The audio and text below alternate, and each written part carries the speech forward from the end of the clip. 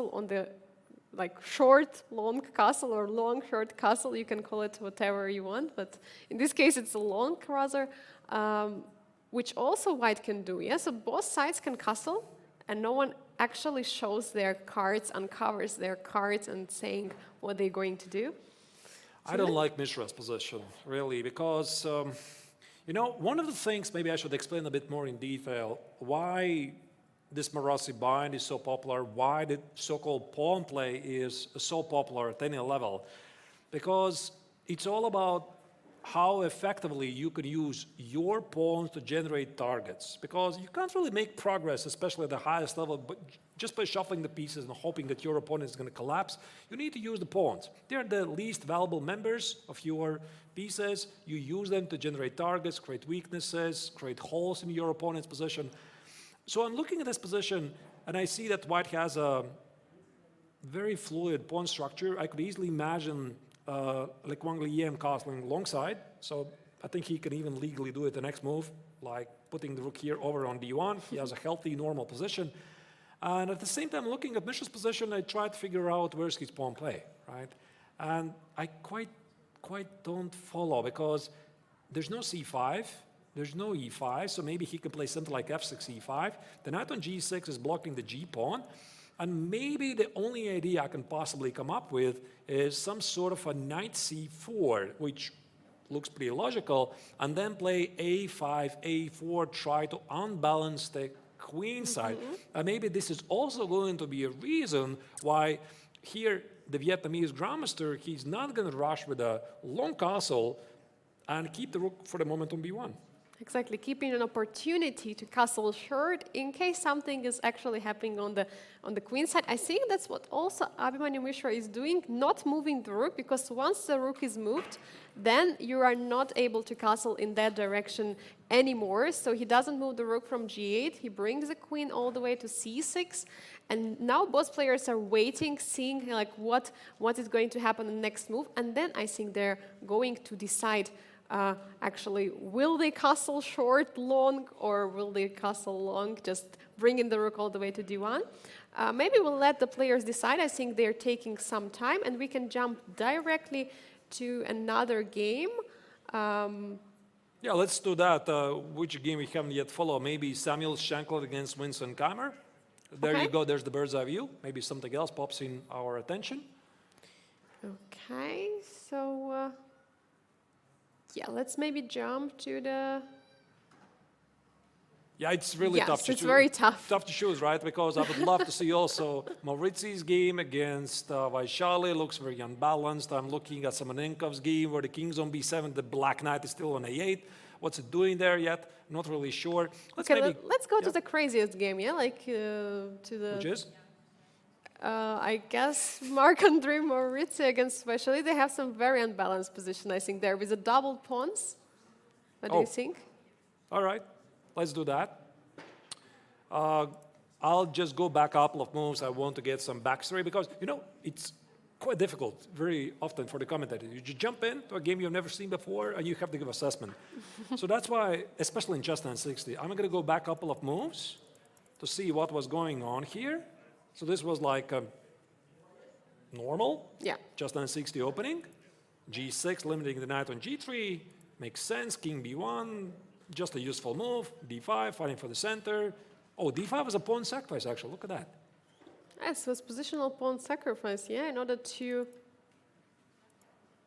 Yeah, so Vaishali sacrificed the pawn. In order not to give the white that center, yes, she was probably annoyed with this e4 and d4. Right. But the pawn is a pawn, especially if it's going to come to an endgame, right? That pawn might bring all the difference. But for now, we see position is very complicated, and bishop takes e1 was played. I think she's just in trouble because I quite do not see what she has for the pawn. The pawn on b5 is healthy and alive. Queen b4, she attempts to complicate the game and go after the pawn on e5. 96, Garry Kasparov once said this very famous quote, any knight on the 6th rank or the 3rd rank, depending from the view you're looking at, he is worth a rook. So this knight on e6 is a monster. Yeah, Marc-André is for sure in the front seat in this game. He's dominate. And here, the knight is looking very nice there on e6. How can you put more pressure on the king? Maybe bringing the queen somewhere to f4, attacking the pawn on c7, trying to create something. Let's try to make it work. Also, look at the clockwise. E8 I just saw on the camera. Yeah, exactly. And actually, she played rook d8. So maybe her idea just to keep the rooks together still on the 8th rank. Right. And what is the next threat? By the way, queen f4 is always queen a5. This is a detail I didn't notice. So black can not only capture back the pawn on a5, but also defend the pawn on c7. Oh. So that's also a threat, yeah? Queen a5 is kind of a threat still. Right. I think if white will be able to play something like b3, c4 to protect the pawn on d5 and shut off this bishop from the game, white will be much better. But maybe it's easier said than done. It's very tricky because after b3, the a3 square is going to be very weak, and there is no dark squared bishop for white, to compensate those dark squares. And maybe something like queen a3. What about knight e6? Ooh, knight e6. Knight c4 and king b2 is also not possible. Ooh. Right, and the more I start to look at this position, I start to realize things are actually not really so simple. Because the knight on g3 is weird. Very weird. Very weird. So actually, the more I look at this, it was a very brilliant concept. I didn't really believe it. So especially after this sequence, e takes on d5, knight e2, knight e4, knight g5, it seems that black is in trouble. White puts the knight on e6, he has an extra pawn, right? So white is doing great. Yeah, so it seems. It looks so, it seems so, but actually it's not the case, and black still has an option to bring the knight all the way to d6, to c4, to capture that pawn on a5, to win the pawn back. And actually, I'm looking at the knight on g3, and it's actually pretty sad. Even though the knight on e6 is great, it's not doing that much, and knight on g3 doesn't really have a play, while black pieces are pretty active on the queen side. And I think that might be an idea for Vaishali maybe to create some attack on the queen side. All right. Let's go back to the bird's eye view. I'm curious where we should take next. So this is a very unbalanced game. I don't want to miss any exciting action. What is going on? You wanted to check that game of... So where was the knight, actually? Yeah, let's maybe try to validate from this angle who is doing better. Who is doing better? Prague against Martirosyan. None of the players is fighting for the center. It's a very inspired game. Difficult to give anybody an advantage.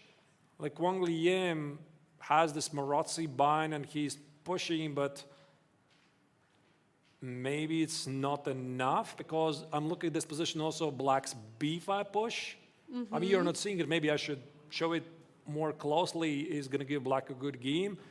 Then also Sam Shankland against Vincent Keimer. It looks also interesting. Right. Maybe we go back to that game. I wanted to go that game initially. Of course. Shankland against Vincent Keimer. Okay, let's jump there and see what is happening in the game. Samuel Shankland against Vincent Keimer. Shankland has got a terrible start. Yeah. Also, one more thing we should not really forget is that he arrived here only 2 days ago. Right? So he flew all the way from San Francisco and then asked Sam how many hours, how many time zones it is. He said 9. Oh my God. 9 hours. But he said it's no problem. You take a sleeping pill, you sleep for like 6 hours, you're fine. He takes a sleeping, wow. If you say like that. I thought crossing 9 time zones, it's a very, very difficult thing. But yes, yesterday Sam was for this aperitif for just a moment. He said he's incredibly tired. He went away. Maybe he's still not yet adjusted, but I think he still enjoys this. And by the way, he's now paired against Vincent Keimer, who despite his young age is one of the most experienced players in Chess960. But anyway, what do we make of this position? Who's doing better? What is happening over there? So we have both sides not castled yet, or already castled actually. Already castled. Already castled. Vincent decided to castle, and we have this imbalance. Yeah, we have 3 against 2 on the king side. We have 4 against 3 on the queen side. I think and I just pair saw. of bishops actually. Yeah, I think white's definitely much better here. I Pair mean, of the question is how much better? Yeah, 2 Pretty- bishops.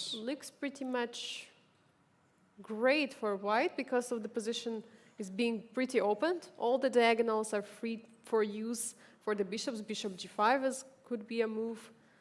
Bishop f3. B4, it's a great move. I like this move. Oh. Because black was thinking about playing something like c5, d4, knight e5. For example, if white had played something like b3, stopping the knight on b6, how about I play c5? For example, you put away the queen. How about I play d4, I put the knight on d5, and black is actually doing pretty great. So that's why here Shankland played this beautiful move, bishop b4, first stopping c5, and then probably at some point later, he's going to play something like bishop f3, maybe b3, limit the knight, and after a4, a5, try to be annoying. And let's not forget that it is also a tempo, so Samuel has to find a square for the queen from f8 where it's going to go. I think he already decided to go on f7 with a queen, and in this position, bishop f3 looks very logical to creating and putting more pressure on the d5 pawn, and maybe at some moment there could be even long short castle for white. What do you think about that? Oh, that's a great idea. Yeah, let's try to make it work. For example, bishop f3. I mean, if Sam remembers this, because you could easily forget it, but you can castle the short side. For example, after bishop f3, black plays, I don't know, whatever, rook e8. Rook e8 actually, maybe it stops it.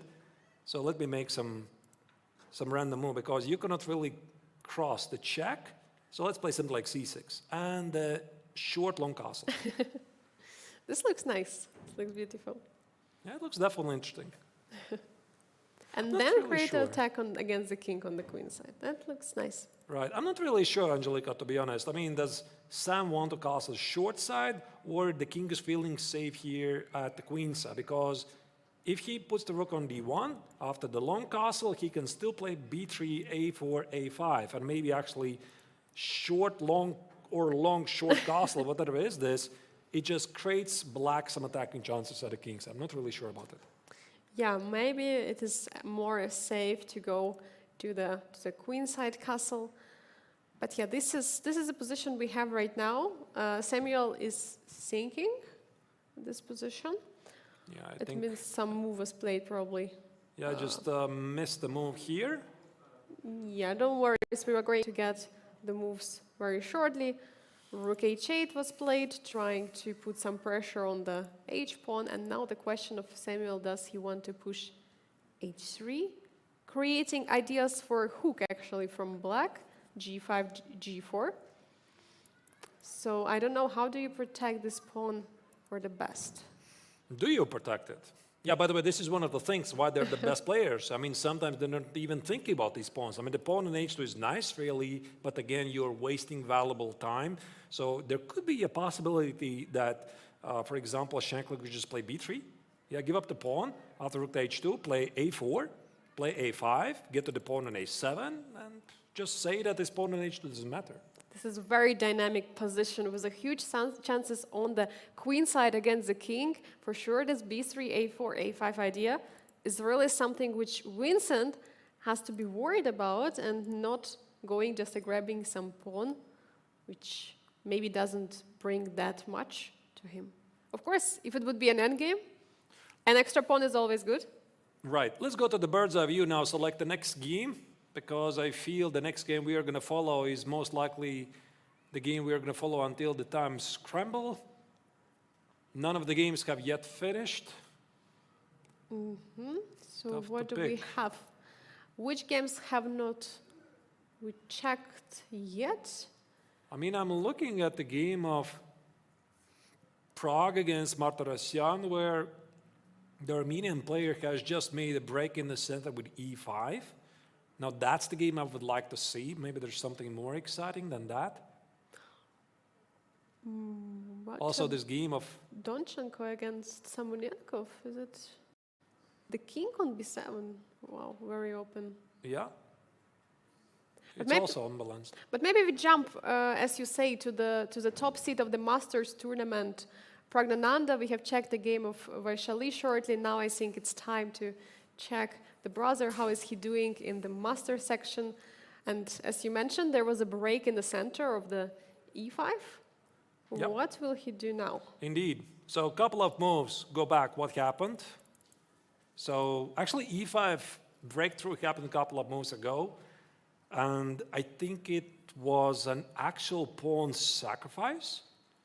So here, Prag could have grabbed the pawn on e5, but probably not for too long. So instead, look at this. This is pretty interesting.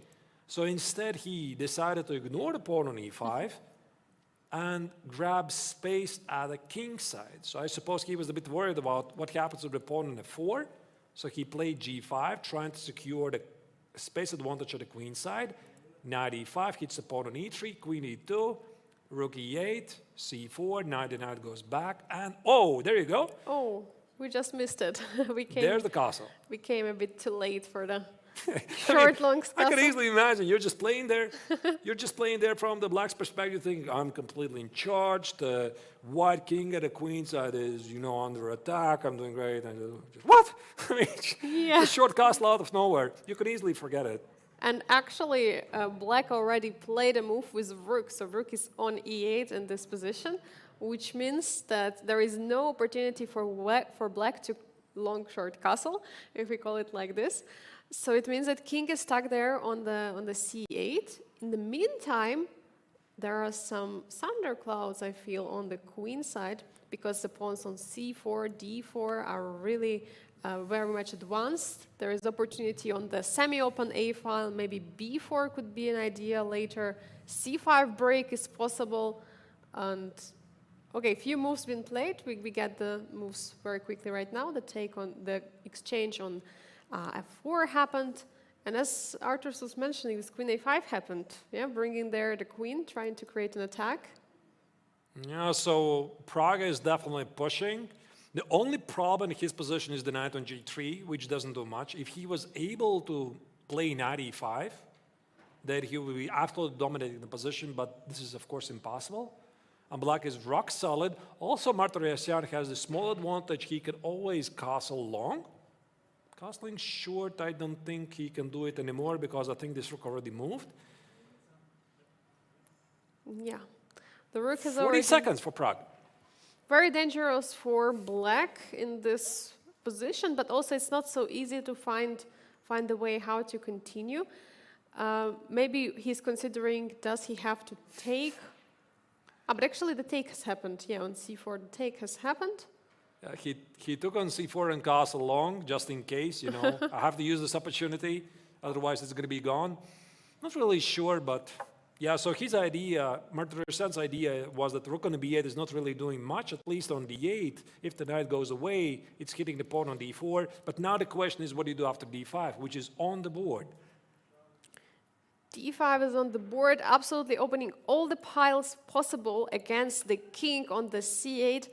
How do you protect the king? You cannot really capture on d5 because there is going to be a take on d5. And how do you protect the knight on the c7? He is in trouble here. I don't like this. Huge, huge trouble. What did he play? He played, I don't quite follow. Yeah, he played, he removed the knight from the d7. Knight b8. Knight b8, yeah. But now...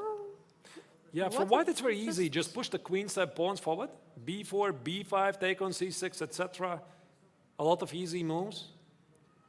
A lot of easy moves and easy attack, while king is on the king side chilling, being well protected. There is not much black can do. Whoa, very responsible Wow. move. Oh wait, I think I missed a couple of moves. So it was, we don't get the update. After knight b8, king g2. Yeah, I missed rook d1, queen e7, king g2, c takes, and queen d6. And then rook goes all the way to the c4.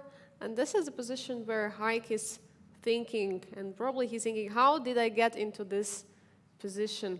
What has gone wrong? And I don't like this, that he included the c6 on d5 because he thought, I suppose, that he's going to grab the pawn on d5, but I mean, the c5 Angelica is so dangerous.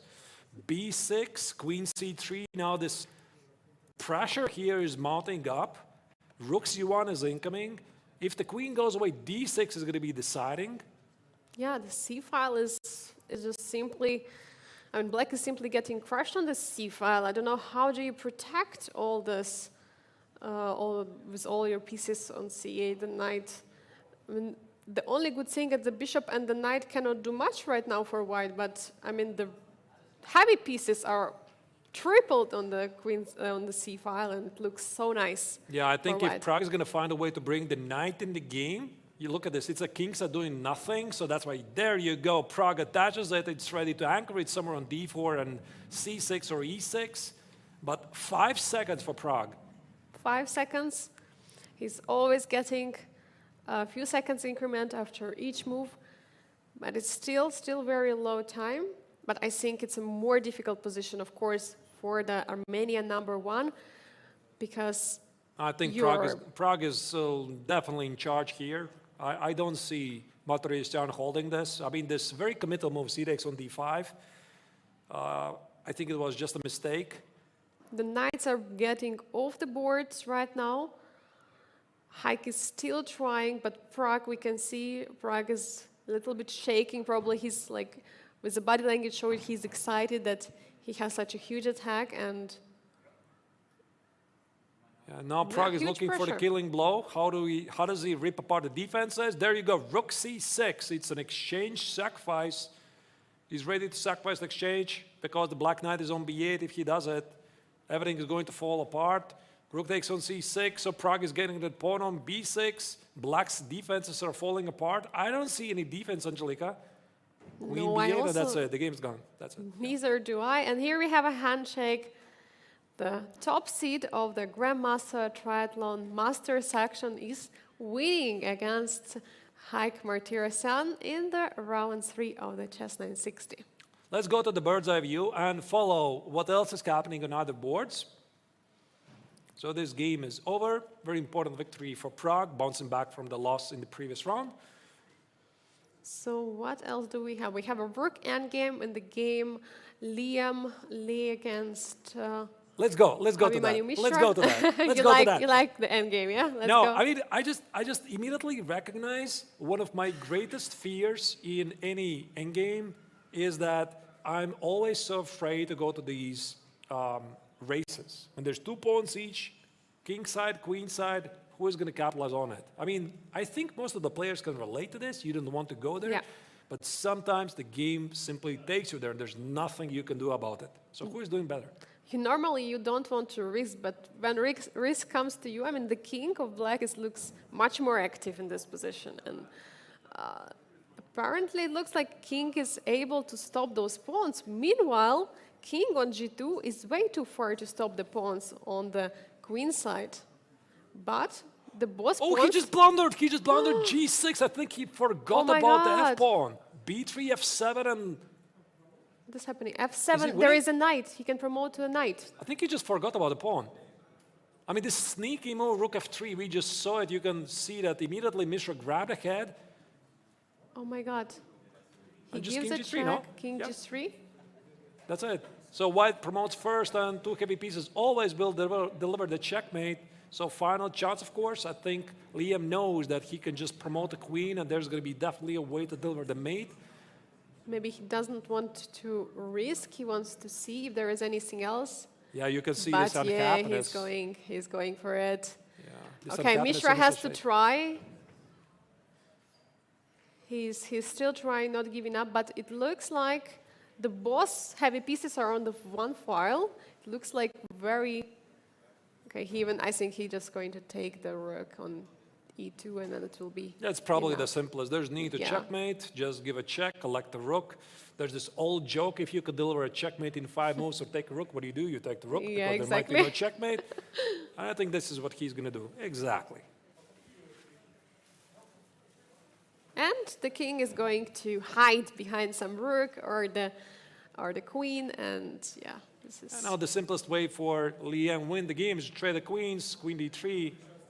Just yeah, find a way just to give a trying. check, get the queens off the board. That's it. This game's finished. The Big game victory. over. Huge win for the Liam in this. Thank this you, match. whoever is blocking the view. This is Prague. That's This is Prague. Thank you.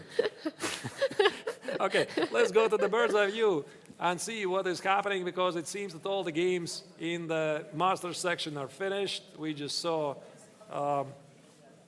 this game of Mishra against Lik Wang Lian finishing. Let's- Won 2 games? Let's jump quickly somewhere else in the challengers. They're all crazy position. Any games is good. Okay, one game actually already finished. Maybe What about Donchenko. Donchenko Yeah. against Samonenkov? I think they're still playing. Yeah, we see them over there. Donchenko is playing against Samonenkov, so here White has an extra pawn, but they're doubled. I suppose it's not enough, but still, when you're playing only with 5 seconds on the clock, it's going to be pretty difficult. It's very difficult indeed. And another rook and a piece endgame. So normally we say that rook and the bishop are stronger than the rook and the knight. But in this case, there is an extra pawn. So that changes everything. Yeah, so Samonenkov is trying to score his first point. So far, the start here in Chess960 tournament was not really so great. It's tough. He is the youngest player of the field. One of the youngest grandmasters currently in the world. There we go. Oh we my just God, saw- he with played- 1 second, Oh my with 1 second, Donchenko remembered that he has followed the clock, and there was the shaking of the head. It was, oh my goodness, did I just lose this game on time? Unbelievable. Almost losing on time. This is crazy. This is crazy. And the king is actually going further and further there on the queen side, trying maybe to push this other doubled pawn. I think practically these positions are most of the time winning for White, because White is not risking anything and it's very easy for Black to blunder. But normally I think you're supposed to hold this somehow with the perfect play. But in the Yes. time scramble, easier said than done. Anything is possible in the time scramble. Any side can lose, especially if the player is waiting till the 1 second to execute the move. This is absolutely incredible footage we got there of Donchenko. He was like stricken by the electricity. Okay, also Samonenkov with 2 seconds playing the move. That's a great move, cutting off the king, and I think now here White already might be winning. C6, king b6. It seems that White has managed to make a major progress. What about the check? Yes, there's a check, not allowing White to advance the pawn further. Don't miss the back ranked mate. There is no mate because bishop is yeah, guarding. you're right, there's the bishop. Oh, he wants a trade. Wait a second, but isn't it losing endgame if rooks are traded? How do you trade rooks? Wait, sorry. I saw that the rook was on f file. Yeah, sorry. Yeah, so Donchenko Yeah. re-enables the mating threat, king b8, and here Samonenkov is trying to dodge this. So here Donchenko is making a major progress. The a pawn is gone. Yeah, I think now it's fair to assume my that God. Donchenko is going to win this. Yeah, two extra pawns, even though they are doubled. They're going to march all the way to the last rank. Very tough to protect for whites. And even though the king is cut, actually, we can see that king is cut there on the A file, but Still some well, practical this difficulties, is- of course. So let's just follow the game. We have a very nice view. We have amazing technologies here that we can zoom in the cameras, get a better angle. yeah, and players are in the huge time trouble, so they have to make the moves as fast as possible. This is a nice move. I like it, just to make sure that White is not going to blunder the rook, position the rook on the other of the other color of the opponent's bishop, and now it goes back. A couple of repetition, a couple of moves just to repeat the position to gain some extra time, which is very, very important, crucial in this position. Somehow Black is still defending, still trying, because the problem, I think, the king is cut over there. Yeah, king cannot join this. Yeah, not easy. Not Not easy to not make easy at progress. all. But I mean, still in this kind of positions, you can always shuffle the pieces here and there, gain valuable time, because by the rules of FIDE, you can repeat a position without making any trades or pushing the pawn for 49 moves. You then push the pawn forward, and it's yet again 50 moves of terror for your opponent. Exactly. The only thing with Donchenko has to make sure he's not repeating the position 3 times, because it's going to be threefold repetition and can be played by Igor Samonenko, even though it's pretty difficult to follow, right? When the position exactly repeated. And knight is jumping there, delivering a check. Is this pawn moving forward? Check. Yeah, that's it. That's it. Yeah. So wait. There's a potential stalemate. Oh my God. Okay, no, it's not going to be a stalemate. Okay, he was very, very cautious. That's it. Knight. Oh my God. He promotes to a knight. Oh. I guess the knight Under was simply closer. promotion. The knight was simply closer, so he wins the game. Very thrilling game. That's why I said, Angelika, these games practically most of the time, the stronger side wins. For Samonenkov, unfortunately, it's a tough start, but it's experience. Yeah, for sure it is. And let's see if we have any other game ongoing, or was it the last game to finish? I think we already don't have them. Oh. All the games are finished, so we can immediately go to the results. And here they are. Yeah, here we have the Pragnananda winning against Haik Martirosyan, Liam Le beating Abhimanyu Mishra in the Turkan game.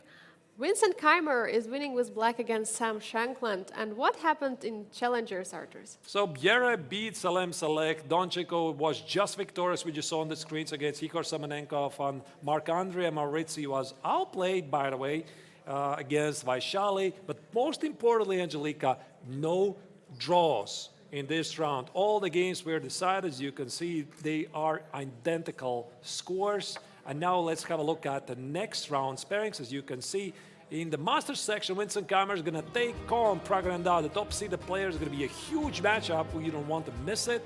Liam Le is playing against Samuel Shankland, and Mishra is facing Martirosyan. In the Challengers, we have Donchenko with the white pieces against Jonas Bier, Igor Samonenko playing against Vaishali, and Salim Saleh against Marc-André Maurizi. What do you think, Arturs? Should we? Yeah, it's been very, very intense action here, Angelika. You know, every single round just produces more stuff coming, and I think it's just a prelude what we can expect from this festival. Every single time there's a lot of uncompromising battles. The viewers, I hope you are on the edge of your seat, you're enjoying this. We definitely are here.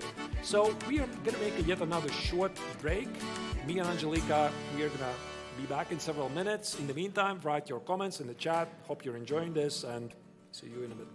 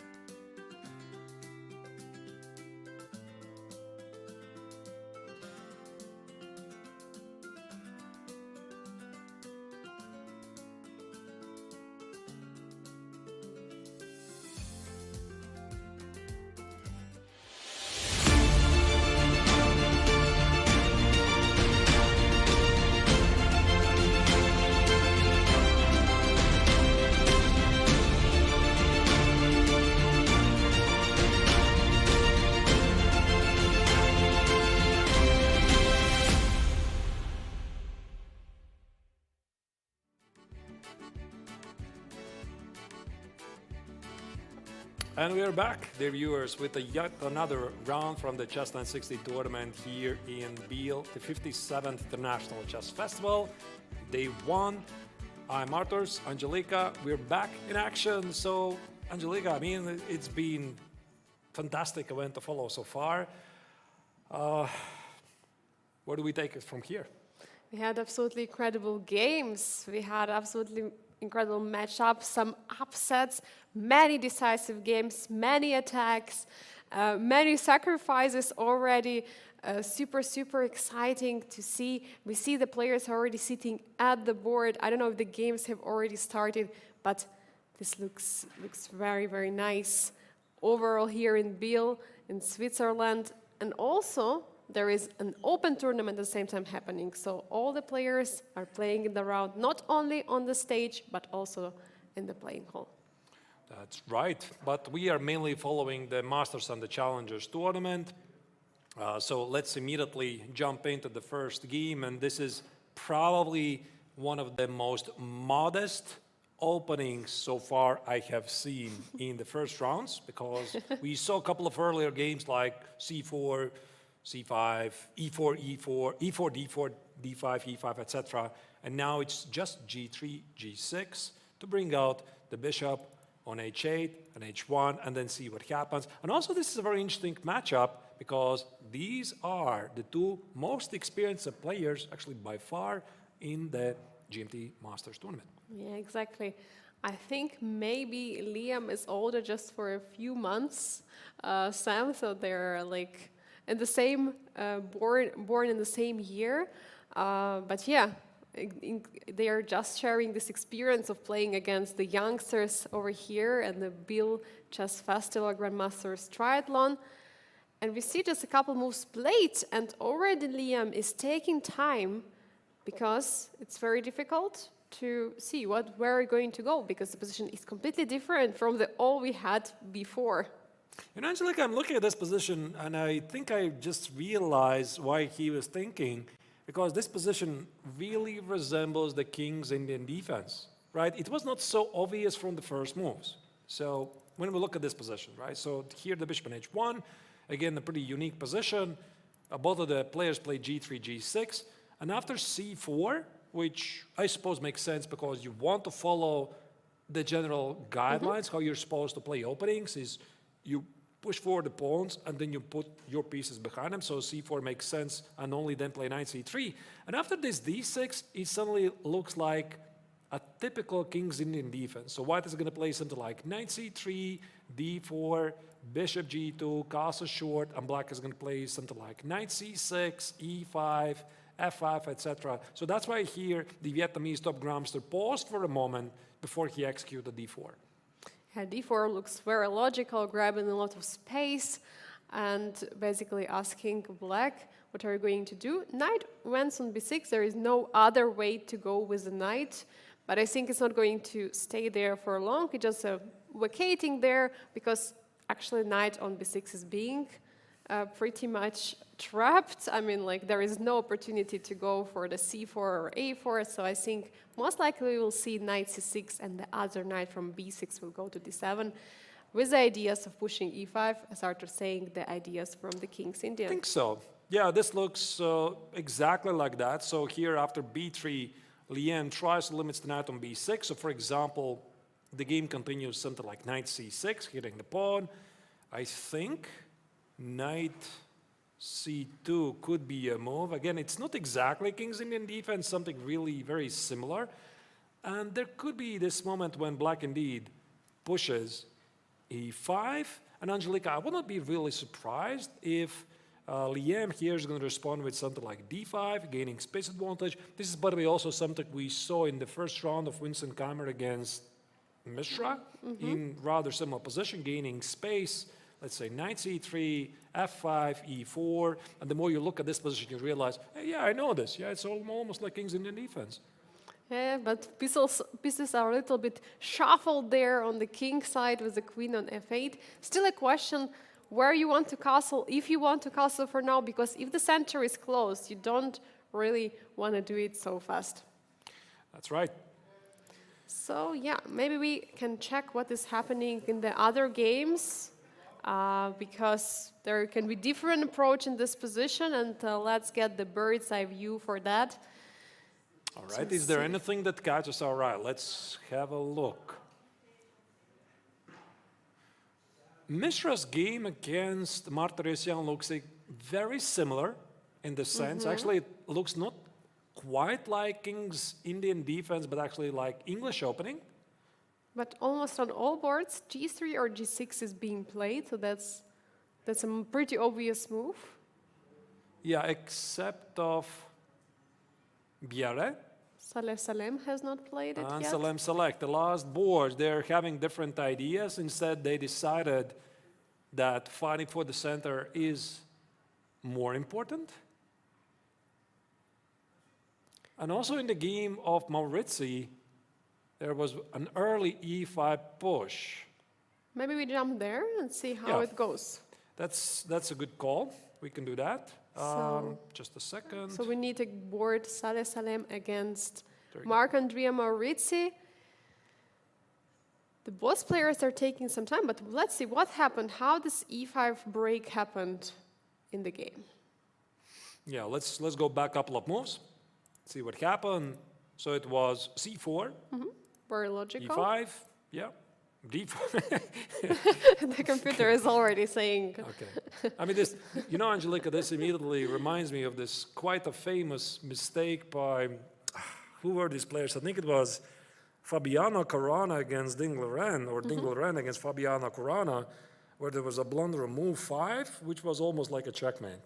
Oh my Yeah, God. and this happens in Chess960. These positions are so unusual that it's very difficult to apply the same logic. So D4 will be a normal move in any opening. You're fighting for the center. Here, apparently, there's something wrong with this. G6 marks as a missed opportunity. Okay. Missed opportunity, but yeah. The engine is laughing at the players, but from human eye, there is nothing wrong, which you can see. And again, E4, another mistake or inaccuracy. So, of course, we don't see much wrong with it. Maybe there is some idea of attacking the pawn early on from black, but... Actually, this is the first time I'm seeing this. I mean, Angelica, so early, the engine is saying fighting for the center is wrong. You don't do it, yeah? So D4 is a mistake, E4 is wrong. Yeah, exactly. So that's why, you know, this assumption that the chess is solved, the chess is kind of already the solved mathematical formula is kind of wrong, because we have so many exciting things, so many blunders are happening, especially in the lower time controls and especially in Chess960. So yeah, we're having some human chess here, no computer chess. And I think what here Salem is trying to do, he's trying to gain space, again, some sort of for Marozi-Bind. You know, maybe I'm just seeing Marozi-Bind everywhere.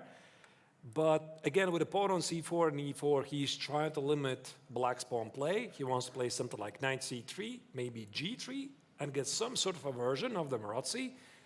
So probably black is looking for some pawn breaks. Now instead, the Frenchman castles short. And here I think Salem is choosing between G3, bringing out the bishop, or playing knight C3. Yeah, position is kind of reminds some normal position, because if white is going to castle short in the next couple of moves, then it's going to be very, very usual position with more space for white. Of course, slightly better for white for sure. But maybe what black can manage to get some pawn break F5. Yeah, I'm thinking actually, Angelica, if this short castle actually is the best move. I mean, it's a very normal move. But one of the things that I know about Marozi-Binds is that typically in those positions when the white knight is not on D4 and it has been forced to go away to C2, after knight C3, sometimes black has this interesting opportunity to unbalance the game. With bishop C3, play something like D6, knight B6, knight A5, bishop B6, go after the pawn on C4. You know, that's what, Angelica, I was thinking here. Maybe short castle is something he could have postponed. And I tried to figure out if he could have played like D6 first, And after knight c3, now take on c3 because black is not committed to castling short. And he can always go for this long castle. But it's a different game, of course. It's a different game and different position. For some reason, Mark Andrea Maurizi decided to short castle in this case, and maybe he keeps this pawn break for the future for the next few moves. White has to be really careful, and b3 has been played. So idea might be at some moment to remove the knight from c2 and maybe bring the bishop to b2 to trade those bishops. How do we call this pawn structure? This is the opposite of the bust-up. Yeah. Oh my God. I thought I've seen it before. This yeah, is like a flipped plate, you know, like plate on the table. Right, there's a pawn on d4 missing. There's this joke, it was floating online that somebody called it a bathtub structure, super bathtub structure for the shape of the structure. Pretty weird names we're getting lately. But either way, on a serious note, White is setting up a super Maurizi-bind structure. He's trying to limit black's counter-strikes, and I think that if Maurizi wants to do something here, he needs to make a break, something like d6, f5, very quickly. Yeah, he played very quickly this castle, developing his knights and bishop, and giving the opportunity for Salem to gain so much space in the center. Pawn break is something what he should consider. And another mistake by computer, knight e3 apparently is not such a great move objectively. Maybe there is some bishop e4 or knight d4. I think we can just ignore it at this point. Yeah, but knight d4 is bishop d4. There are like jumps with a knight and so on. And I go away, yeah. I'm not sure. No, I think that engine is just saying, it's pretty interesting how engines work. They're just saying that there's something better in this position than this, and that's why knight e3 is a mistake, because there was something so much better, but I mean, it looks very human to me. Maybe there was this bishop a3 move, hitting the queen and the rook, but then again, after bishop a3... There is bishop c3. Bishop c3? No, I thought the check. Ah, yeah, check. Yeah, just the check? Here, yeah. Yeah, the bar disagrees. Okay, that's why I said let's just ignore it. Yeah, it's Chess960. This is opening. It's very difficult to play all the games precisely as the engine would love it. So let's not even attempt it. Yeah. Shall we go to the bird's eye view and see what's going on? For sure. Let's see what is happening in the other matches of the Grandmaster Triathlons. First day, Chess960 tournament. We see some evaluation bar jumping up in some games, jumping up and down. There is a g4 move in Vincent Kammer's game against Prague. Immediately catching the eye. Yeah. Immediately. It's That's so hard to resist. That's so where hard. we're going. I mean, this is also one of the central games of the round. I mean, one of the most experienced and most talented players in the world, Vincent Kammer. If I'm not terribly mistaken, he's right now the number 1 in under 20. But to be honest, it doesn't really matter. I don't think that Vincent really identifies himself as a junior anymore. I mean, he's been playing at the highest level for many, many years. So he's playing the top-seeded player, Prague, who is coming here with great ambition. He already was supposed to play here back in 2021, I think, right? This is when he was delayed in the FIDE World Cup due to his great performance. Yeah, but actually he managed to play in Biel, even though he was late for the Grandmaster Triathlon. He was not late for the Masters Open tournament, one of the strongest open tournaments. And he was playing there. I mean, he didn't do so well, but he was like somewhere in the 10th place at the end, so he did normal. But of course, after exhausting World Cup, it was probably not so easy for him to get much energy. Yeah, he was still like 16, right? I mean, this is something we sometimes forget. I mean, Prague already has been around for several years, and people just forget. I mean, he is still, I mean, under 20. So it's just unbelievable. Great. They both are 19, and they both know each other from many tournaments, has recently been playing also against each other in some events. For example, in Prague Chess Festival, I believe they played against each other and other events. So they are for sure no strangers for each other. But yeah. Okay. What is this position? How did that get here? d4, d5, knight c3, f5, g4. Imagine playing g4 and getting reply queen f7. What is this?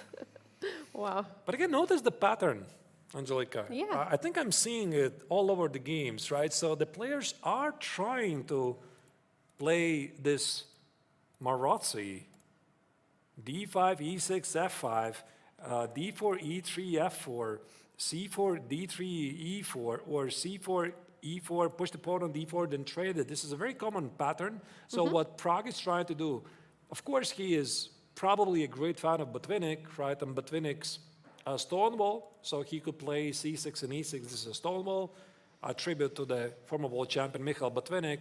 But I think he's actually has a greater idea, which is limiting White's possibilities to fight for the center. And this prompted Vincent to play g4. And how Vincent even came up with this idea to play g4, because again, he looks at this position, and I think also you, Angelica, you're looking at this position, you're thinking, I mean, is this not Dutch?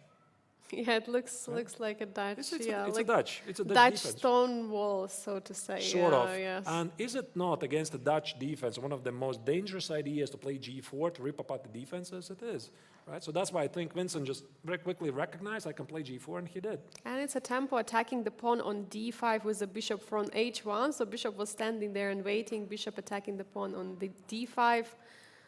And yeah, that's why taking on g4 is not really a good option, giving up a central pawn for the g pawn and opening up also the file for the rook on the g1. Well, I'm sure we would find somebody else who would have different thoughts here, right? Because all of these players, they have different approaches. So for Prague, he decided not to take on g4. Maybe somebody else who was looking for even greater unbalances, he would have taken it. So Prague just played queen f7, protected the pawn on d5, and just decided to be solid. My question is, what is going to happen here if White will try to open up somehow the G file? Is it something good for White? Does White wants to do it, or just going to help bring Black more pieces into the game? Because Okay. I'm just thinking taking on f5 and e4, but okay, he goes for g5. Yeah, I mean, it's the, yeah, thank you for the mistake. It's the eternal question. I mean, is this even a threat? And again, you could, I mean, if you could have something like half an hour, you could sit there, you could ponder about the choices, what do I have here? But let's not forget, I mean, they're playing a rapid game, so they have to make these decisions very quickly. And I'm sure that Vincent was considering that there's this possibility he might just ignore the pawn. For example, play knight b3 and allowing Black to take on g4 so that he can play e4 for whatever gambit is this. But he's just trying to get a game, a simpler game that can be played by hand, and g5 is his choice. But actually, I think it's not a bit logical, Angelica, because normally in the Dutch defense, sometimes this idea g4, g5 against a Stonewall is there, but usually White has some extra incentive, and that is there's the knight on g8, right? So you can't really develop the knight here on e4. There's no knight on g8. That's why in this position I was thinking that maybe taking on f5 with the idea of e4. E4 idea is very logical in this setups with a knight on c3, and maybe that could be a way to go. Immediate e4. I don't know, like if preparing f3 could be an idea, f3, e4, or just e4 straight Yeah, this away. is also, of course, a move, but now this bishop is pretty sad. That's why maybe e4 instantly. Yeah. Yeah, it was Just a possibility. opening up and... Okay, probably he didn't want to simple up so much, so going for g5, grabbing more space on the queen side, king side. Maybe it's just a general understanding of Vincent, right? He's not really sure what happens if he takes on f5, and he just knows that space advantage is always something that you can use in the long run, and that's why he played it. All right. Yeah, he went for it, and Prague is let's taking check time. more games. Yeah, for sure. Let's go. Bird's eye view, maybe. Check bird's eye view, exactly. So checking what is happening in the other boards. Liam Le against Samuel Shankland. There's, by looks the way, a featured interesting. question. Can Vincent beat Prague, or Prague is resilient and will Vincent?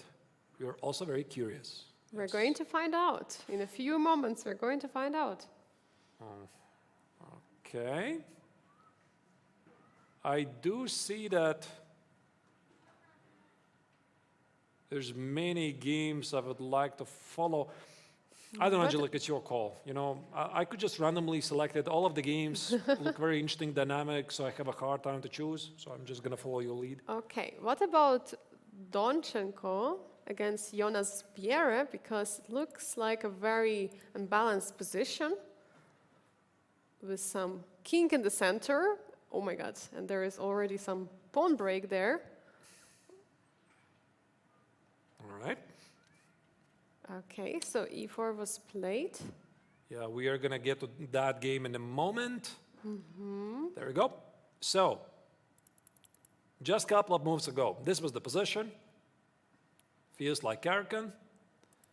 Here, king e7 was chosen by Biel. I suppose he tried to find a way to get rook on g8, not possible immediately. And this was the moment when the German player decided, you put the king on e7, I want to exploit it. So that's why he played e4. That engine marks as a mistake. You see the bar immediately drops. And after bishop e4, I'm just wondering, Angelica, what about a pawn on f4? Because if the pawn on f4 falls, so does the pawn on e5. That's actually a huge question. Queen f4, rook f1. And I take another pawn. Ah, you want to trick me. I want understand. to trick you. I want to trick you. That's a nice idea. So So black not- would lose the queen. Not all pawns can be taken. So in this case, queen has to go somewhere. Not all pawns are eatable. That's what you're trying to Yes, say. exactly. All right. I don't know, some queen h6 or queen h4. I'm not convinced that this is actually so great. Like takes and takes. Yes. Then rook takes. Maybe knight e4. Oh yeah, this looks really great. Oh, this looks spicy. Yeah, so the queen on g1 protects the knight on d4. Yeah, this looks really dangerous. So once again, queen f4, rook f1. And rook g8. How do you like that? Oh my God, rook g8 you cannot take because it's going to be rook f1. I mean, this is why Wow. Biel played king e7 to bring the rook to g8, right? Cool. I'm not so sure that this rook f1 actually is even working. Yeah, so Okay. queen g8 is queen f1, and rook f4 is rook g1, and the queen is under attack, and queen h1 just doesn't feel right. So what is actually the move then on after queen f4? It looks like it should be punished in some way, but in which way? Maybe. I don't And know. also pawn on e5 is hanging. Right, Yeah. so, I mean, for the first time, yeah, actually queen f4 is on the board.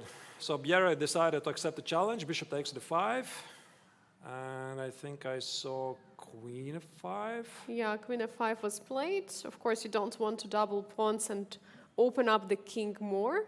So So this was no Yeah. blunder. This Pretty was no obviously. blunder, yeah, yeah. this was no blunder. So Donchenko decided to sacrifice the pawn so that he can try to exploit the weakening of the king. You could, of course, argue if he should have done it. Yeah, for example, engine marks this is a mistake. He was doing so much better here, so e4 is the wrong timing. Very easy to say. yeah, very easy to say for a computer. Okay, how do I continue? Can I play something like knight c5? Ooh, you want to include your queen if knight takes. I mean, I just want to get more pieces to the attack, Yes. see what happens. Yes, I like it. I like it a lot. So I suppose you could take the pawn on e5. But then there is pawn on a7, like knight d7, queen a7. Is it not too dangerous? I don't know. I mean knight d7, not knight b7. Knight what? Knight d7, queen a7. Yeah, but Your pawn on b7 is hanging. I'm up a pawn. I don't know. Then there is queen a3 check. Okay, maybe you're fine. I'm not impressed, actually. I don't see white's attack. There's not so many pieces here. The queen on e5 limits white's possibilities. Arthur, it's already an endgame, right? And in endgame, extra pawns Yeah. become It's an queens. extra pawn. It's an extra pawn, so it's very unclear. So, tough to say. And instead, there's another move. Knight d4 marks it as a blunder. Wow. Computer is screaming it's a blunder. Queen e5, rook e1. Okay, I think that Donchenko went in the wrong way, creating an attack against the king without already pawn on e5. It's very difficult, right? You don't have so many weaknesses as black. Yeah, but actually, this looks very human because he wants to play something like knight e6 or queen g7. By the way, there's no queen d6 because this would drop the queen. Okay, so we have to scratch this off. This is looking very dangerous because white can attach the other knight. And there's all kinds of threats like queen g5, etc. There's knight e6, etc. So it's very easy to find ways how white can make this attack work.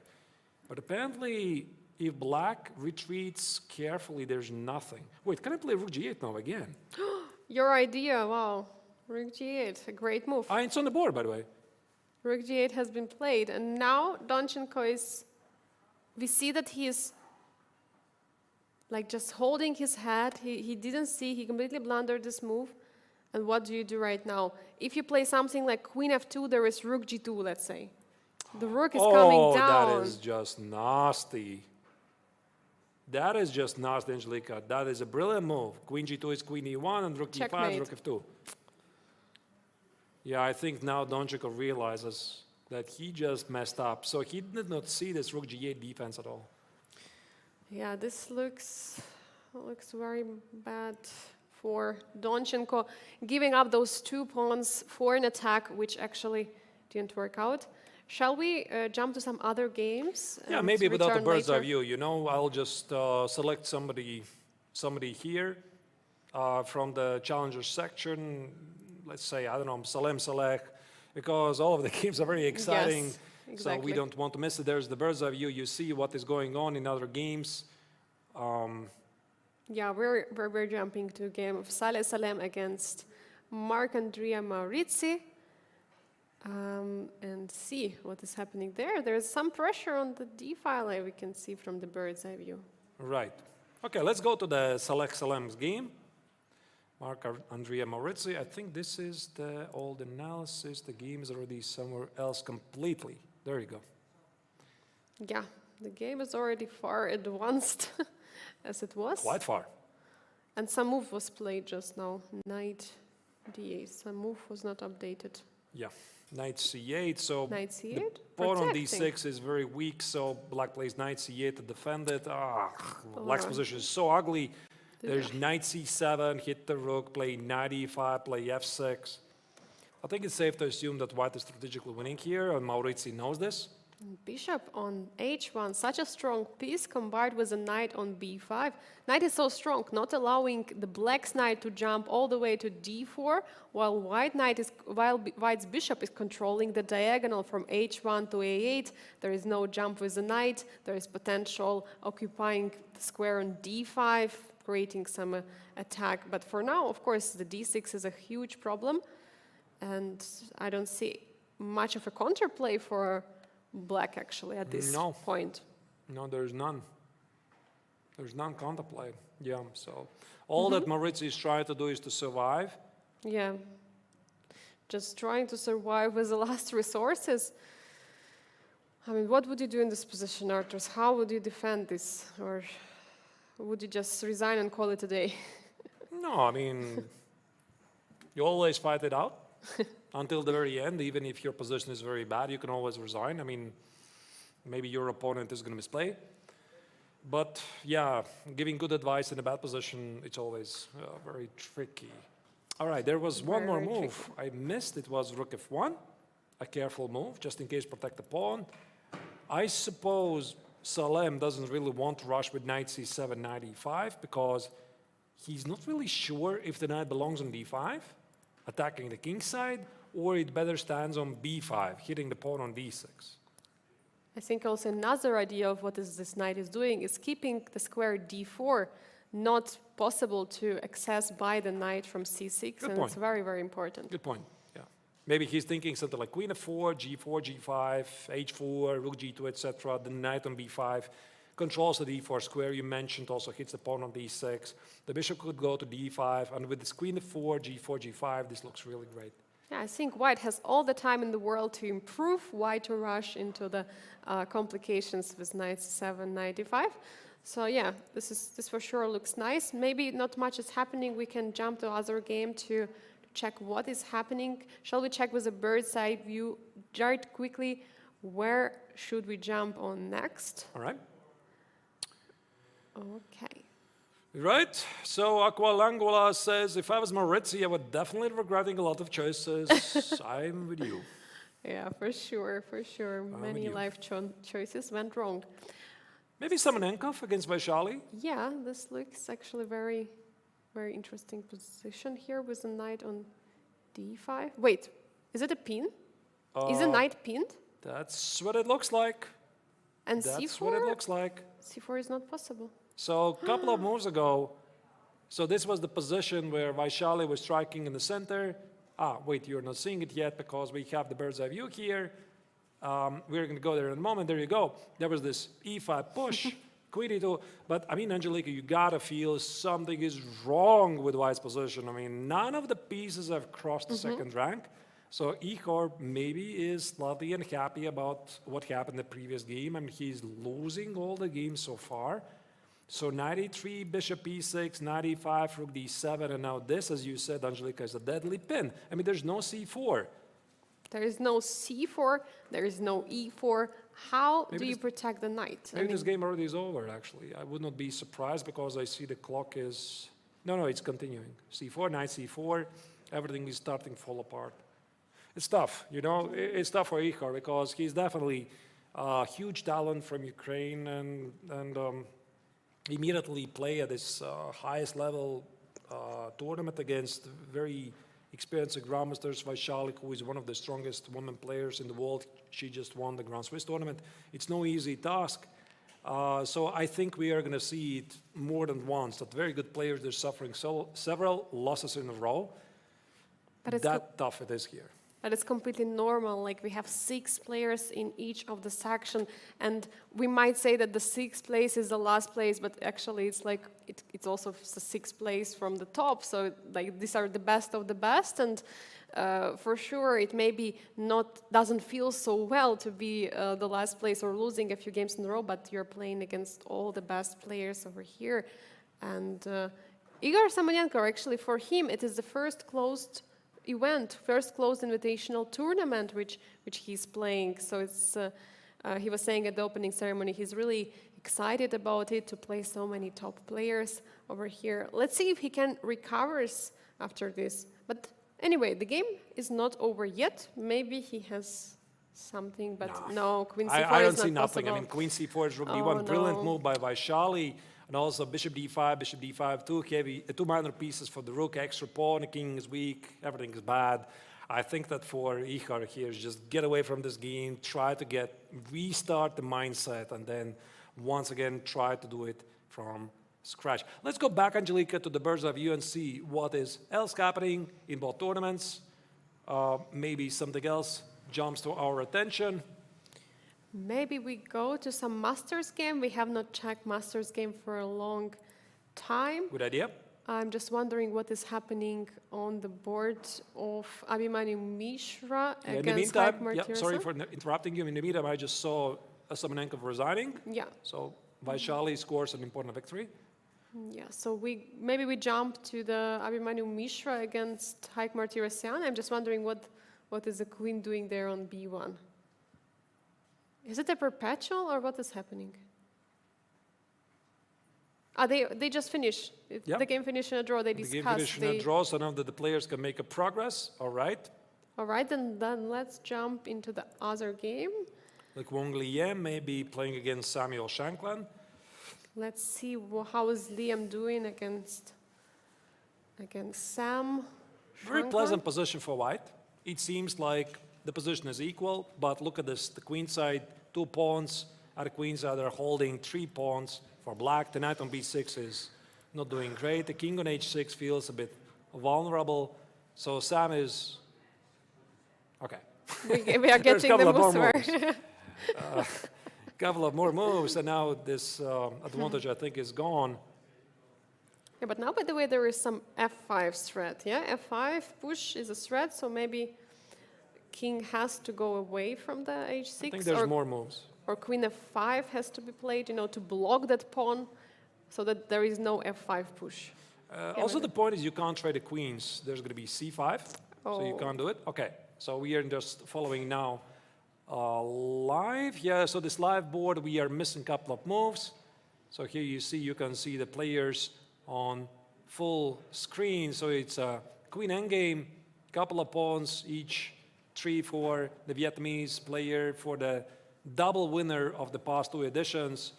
Sam is struggling a bit because, am I seeing it correctly? He has lost all the games in the Chess960. It's unbelievable. Really? Yeah, that's that's what's the scores here, unless I'm mistaken. It's a bit difficult to follow because we haven't yet seen the temporary rankings, but I think that Sam has lost all the games. It's very, very tough start for the American Grandmaster. I recall actually one of the games when he was better, right? It was against Martirosyan. He was even possibly winning, but then because of his unsafe king, he managed to blunder just in one move. So. Right, this looks quite balanced at the moment, and yeah. Shankland is toying with the idea to go to the pawn endgame, and Liem is not going to accept it, and I think this game is just getting to a draw. King h6, Shankland is thinking, can I be ambitious? King g7, queen e7, I think it's going to be a draw by perpetual check. I don't see how the Vietnamese player can continue. No, he wants to continue. He goes on. I think for Samuel, it's most important right now to stop the bleeding from this streak of the losses, 3 losses in a row. So it would be really nice to protect this endgame against Liam, Le, and maybe then he could start scoring points as well. Yeah, but there's... what just happened here? What happened? All the pieces fell He down. played played h5 and everything just dropped. I was hoping that he doesn't have to do this on the final seconds. He has 20 seconds, so he still has time. While Liam actually is under time pressure because he's the one who is pushing for the win. He has an extra pawn. I'm not really sure why Sam didn't take the pawn at the queen side. But okay, I think he was just trying to imprison the white king. So Liam cannot leave this long diagonal. I think we are just seeing the draw right here. Exactly. And there's a draw. There is a draw. Samuel Shankland stopped the bleeding and played a draw right now. And there is one more round to go for them. And we see that the game against Donchenko against Biel had just finished. I guess Biel should have won this game, right? I don't see the result. Right. How the king are standing. But I see that Donchenko's king is on the light square, so did he win? I think there's one more game. Wait. I think there's one more game that is ongoing. Yeah. Which is Salem Saleh is playing against Marc-Andrea Maurizi. So he has a technically winning endgame, couple of extra pawns, 2 extra pawns to be more precise, as you are seeing here. But I mean, judging this terrible position that Maurizi had after the opening, it already feels like a success. But wait a second, did you just blunder the pawn on a5? What? There was a pawn on a5, and I think that Salem just blundered it. He missed the check or something, and now the pawn is gone. You see now it's just 2 pawns against 3 at the king side. You see, I mean, he's shaking the head. He was, how did I let this happen? But now I'm just wondering if it's not just a perpetual check, because it looks like, and now... This is most likely now a draw. I mean, black is going to find a way to deliver a perpetual check, but it's very, very unfortunate for Salem, who had a very powerful position after the opening, and now he's gone. He had a huge chances for the win in this game, and we've seen already his opponent managed to bail out for a couple of times, and we see in this case it's again happening. But he's trying, he's stopping the queen from giving the perpetual check. I mean, queen can do only 1 check right now, but other than that, not much.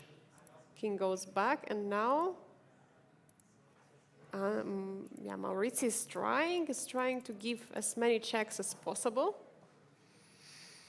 Yeah. Right, there was this one moment, I checked the notation briefly.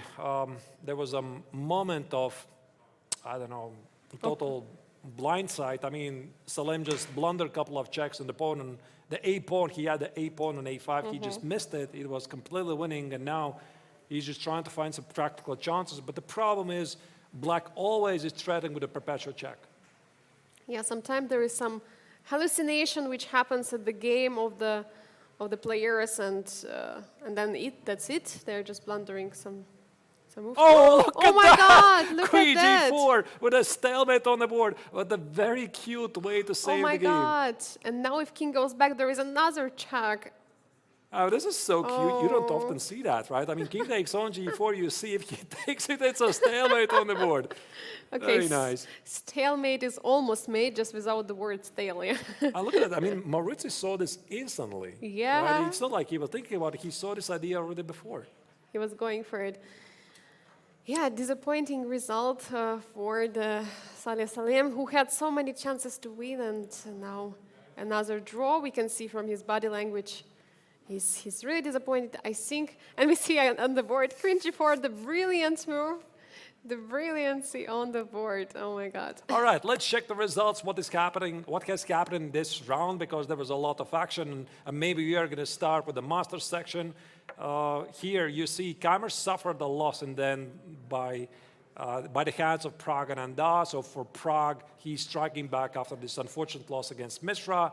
Liem and Shanklin, they shared a point, and Mishra against Martirosyan was also drawn. And in challenger section, we had a victory for Donchenko in a very crazy game against Jonas Vieira. Vaishali managed to pin the knight of Igor Semenenko and win and to score the point, and a draw was just played. Some missed chances by the Emirate Grandmaster Saleh Salem against Marc-Andrea Maurizi. What do you think, Arthurs, about this round? Yeah, and one more round, more action obviously is coming. So I don't know, maybe again, one of the most exciting rounds is going to be Prague playing against the last 2 years winner, Lekwang Liem.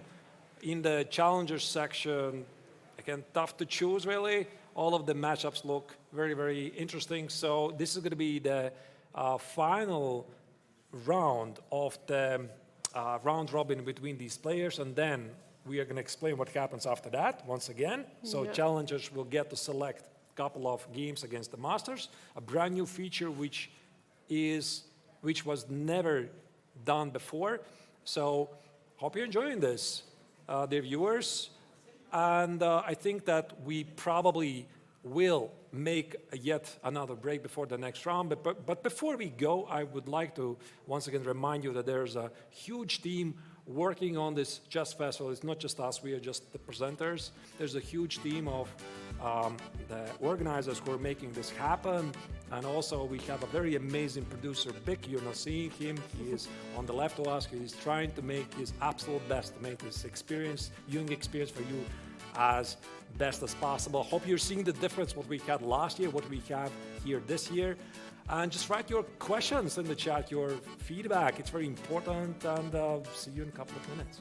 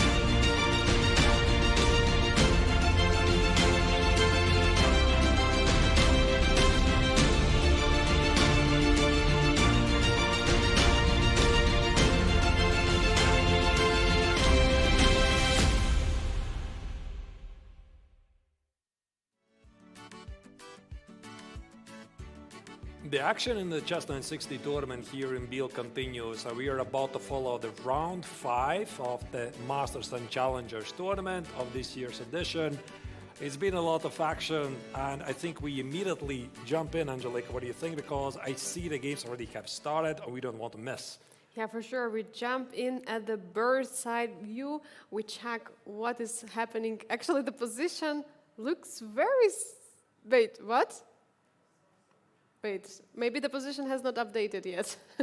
The position looks the same. All right. All right. So we're going to fix it.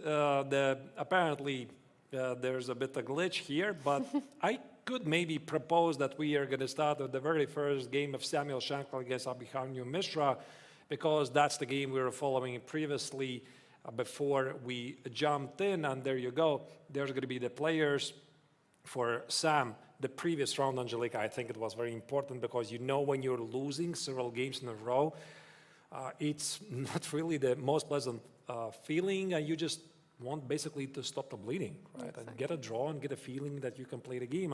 And Sam managed to do it by drawing against like Wang Lian. From your personal experience, how difficult is this, to come back after such losses? Oh, it is very difficult because I very clearly remember my very first experience in a very strong tournament, round robin. I think it was something like 14 players about 10, 15 years ago. And I started with 0 points out of 5. Wow. So lost the first 5 rounds against very good opposition. At that point, you start to question yourself, can I even play chess, right? It's just very bad. Everybody beats you. Everybody treats you like a walking target.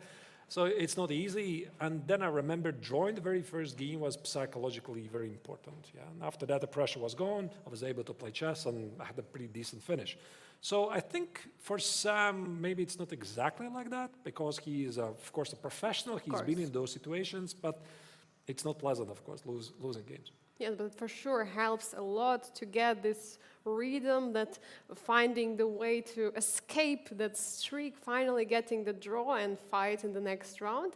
And he's fighting as one of the oldest, one of the 2 oldest participants against the youngest one, and actually the youngest grandmaster in the world in the chess history, Abhimanyu Mishra. I think it's a very interesting clash of this huge experience and someone who is very, very young and very sharp. And by the way, let's remind our viewers that the Biel Chess Festival unofficially started actually yesterday with an excellent simultaneous exhibition, which was hosted by Abhimanyu Mishra. How did it go, by the way? Do you remember? Yeah, they played 18 games, and initially I think it was supposed to be a rather quick event, so it started something like at 6, and the last time I checked at 9, we're still playing. So we're like very, very serious about it. In total, 18 games, and Mishra was able to win most of them. I think he won 17 or 16 games, no, 17 games and 2 draws. So he didn't lose a single game. So it was a very, very dominant score by the young American. Yeah, but for sure, good opportunity for the local players or everyone who came here to play in the Biel Chess Festival to face the top grandmaster. So maybe we just jump in and see what is actually happening on the board, because players, I think they were taking quite some time at the opening just to find the rhythm, find the ideas in this opening, and let's see exactly where all the pieces are standing. The position is completely changed, completely different. Right. It's a pretty unique position, and I was laughing about this H3, which of course chess engines immediately mark, what you're doing, they're human. You can't play like that, but I mean, it does make sense because Shankland is finding a way to activate his bishop. So he wants to put the bishop on h2, and after the knight on g3 will be gone. Maybe this bishop on h2 is actually going to do a great lot of things. But there's one more thing I haven't yet mentioned in this broadcast, is that the players are representing obviously the same federation, United States of America, and they have already played against each other.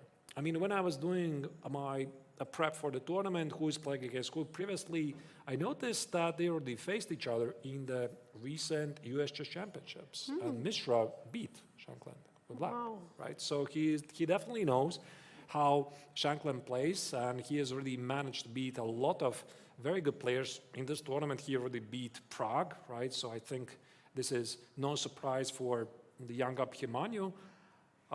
Yeah, that's the prehistory. And by the way, while I'm talking about the bishop h2 is on the board. Yeah, bishop h2, very logical bringing out the bishop there from g1. Most likely we'll see the short castle there. Yeah, it looks very logical. Just jumping with the king from e1 to f1.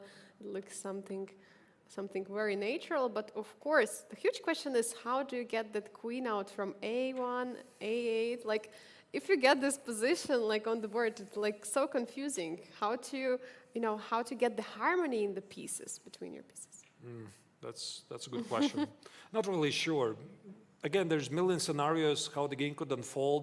I could easily imagine also at some point Shankland positionally sacrificing a pawn, like something like Wow. c4, takes, then grab the center with e4 because black is sort of not perfectly fitted for this. But one thing I've noticed very often when doing the commentary, it's very easy to suggest. It's very difficult to do. So I'm not sure if I would have done this myself. Yeah, so knight e3 is the last move which was played, and short castle was followed by Abhimanyu. And what is happening now? How to go on? Should white castle short as well, or push some? Is the c4 too much? c4? Or maybe I'm just fixated on this idea. Like c4, takes. Probably it's ridiculous. Yeah, I just wanted to play something like bishop b3, e4, but I think it looks interesting. I mean, it's like an idea, like as a commentator, you always, precisely, just give in some ideas and players have to decide if it works or not. Precisely my point. Yeah, I don't think I would have played this myself. All right, probably not. Yes, but potentially it could be something, right? Like not right now maybe, but in a couple of moves. Yeah, it could be. But I don't know. otherwise, E3? castling, very normal move. Yeah, e3, bishop e2, maybe short castle right now. Yeah.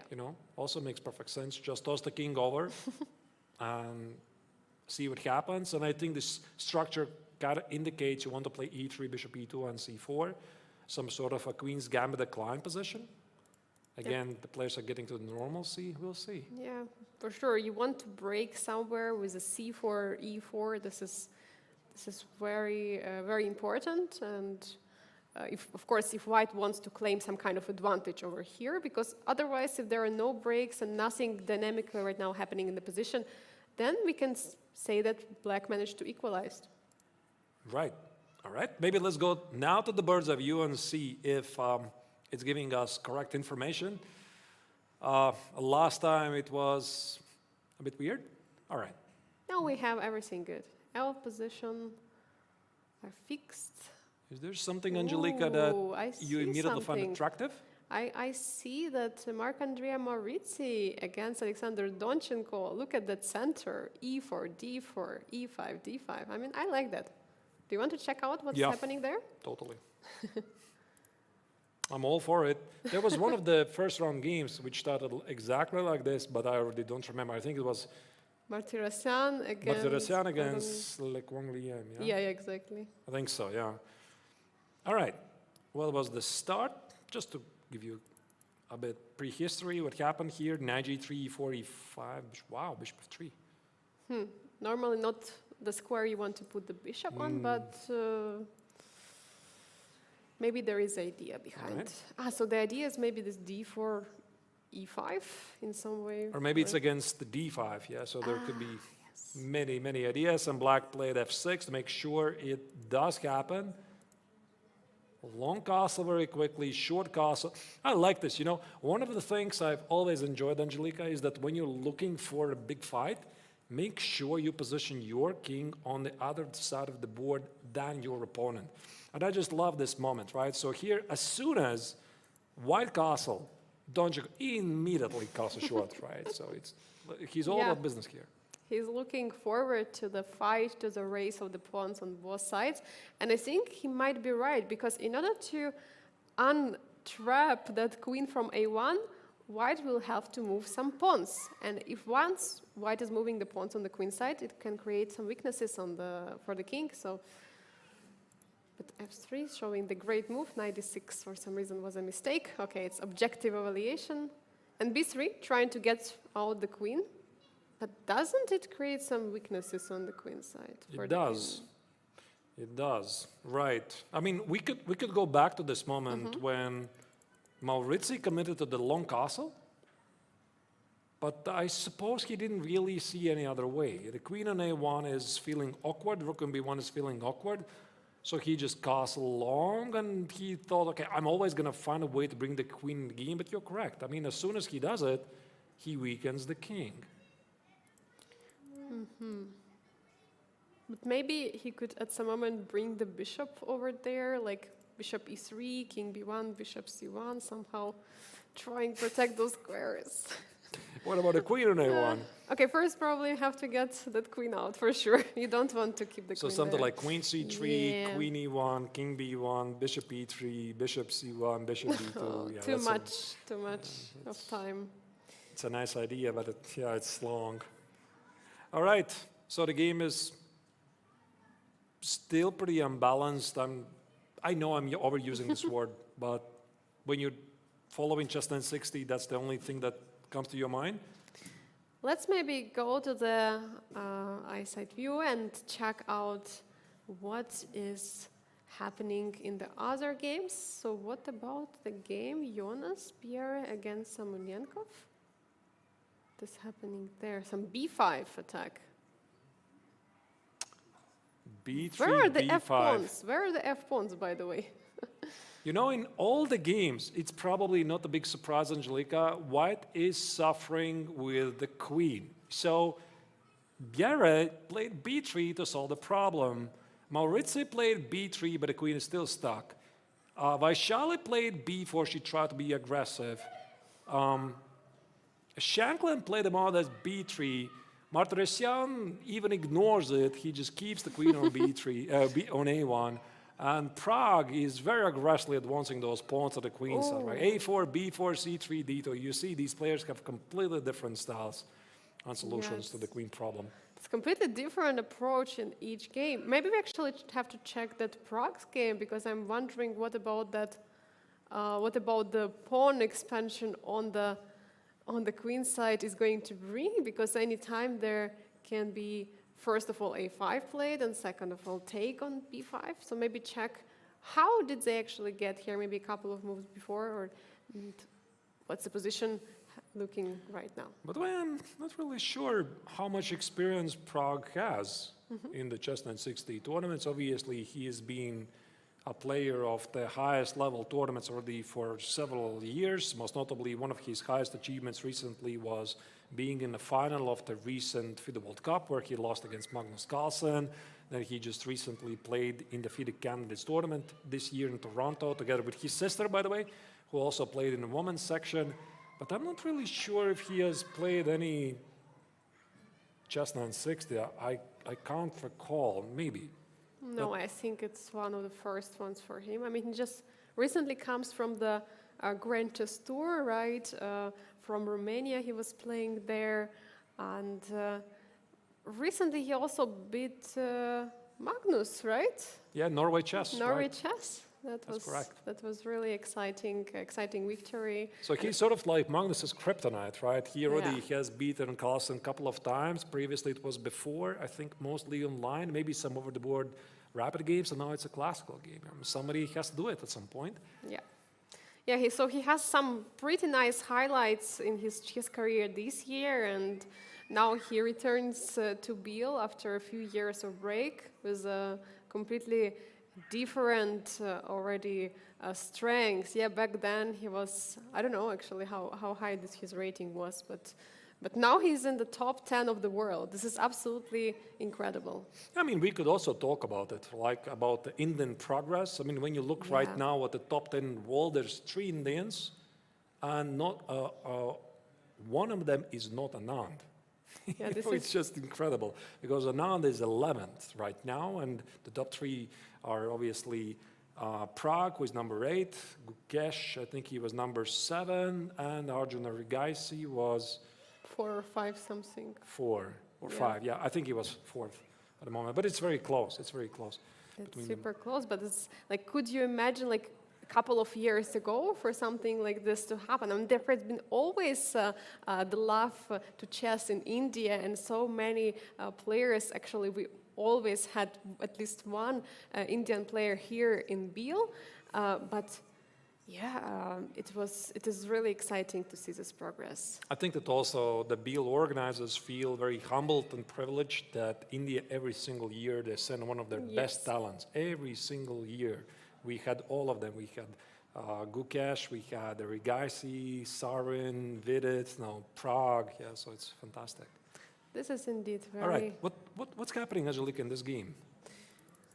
Wait, so once we actually arrived, they decided quickly to trade the queens. Yeah, so Pragnada took on b5. Yeah, so he didn't want to keep the pressure. Right. Yeah, there's this tricky thing, pressure, right? Good point, Angelica, because at the highest level, very often the players don't immediately jump into the trades just because they can do it.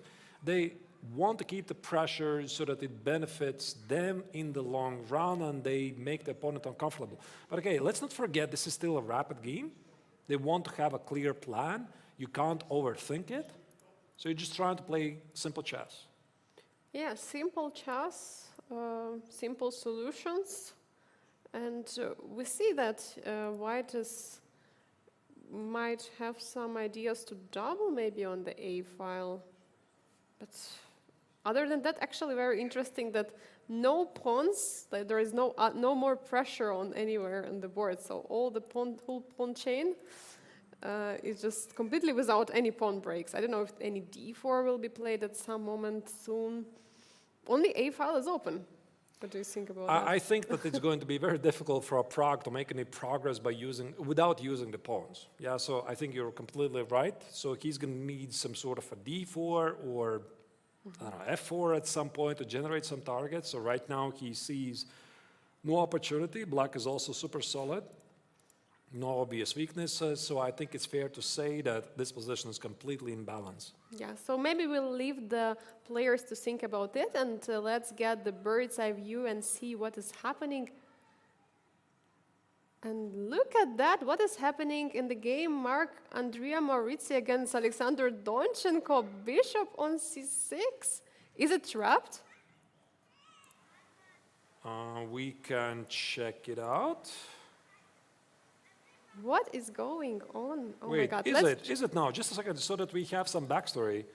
So this was the position. King b1 was marked as a mistake. f5, bishop c6, bishop f6 doesn't look so bad, but the queen on a1 is still awkward. Oh my God. Wait. And now c6? It's not trapped. There's always bishop c4, but the position is pretty terrible, don't you think? Yeah, position looks very, very much unhappy if I was playing white here. Yeah, even this looks so nice. Yeah, you create so many weaknesses on the queen side, and king is already... The queen is... Yeah. I tried to make the normal moves, and the position for white immediately improves. Yeah, once again, it just proves how complex Chess960 is. Yeah, this is very complex. But maybe the idea is to first take on d4 at some moment. I mean, maybe first to kick the bishop and then to take on d4. Yeah, but if I take the bishop... Yeah, but first... rook d4. Oh.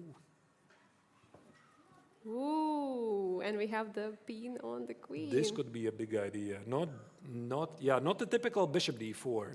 But maybe first we play c6 or a6, so we chase the bishop away, and then we play. They're already making moves, Angelica. Yeah.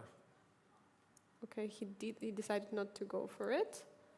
Knight g3, knight f4, bishop d3, takes, and e takes on d4 now. And I assume it's the same idea all over. Wait, now bishop d4 even is not working. Yeah, it's not working, and also c5 most likely will be a move.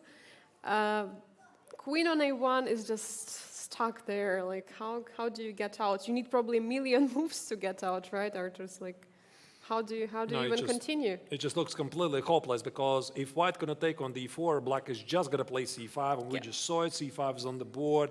Perfect pawn structure, beautiful bishops, pretty normal looking position. The white queen is still stuck on the queen side. The king is weak. I mean, there could be moves like b5, c4 immediately. I think that Donchenko is definitely going to find a way to convert this. Yeah, for sure. So maybe it's a time for us to leave Donchenko to continue converting and see something more interesting happening on the board. So let's get our bird's eye view and check the other games. All right, let's have a look. Okay, we have many interesting positions as always. This is always so tough to choose, you know, which crazy position we want to jump in. B5, by the way, was played by Donchenko, yeah, so this is Yeah. what was to be expected. I'm pretty sure he's going to win this. Prague's game looks pretty peaceful. He's slowly trying to use those pawns. Maybe the most unbalanced position looks Biel against Samonenkov.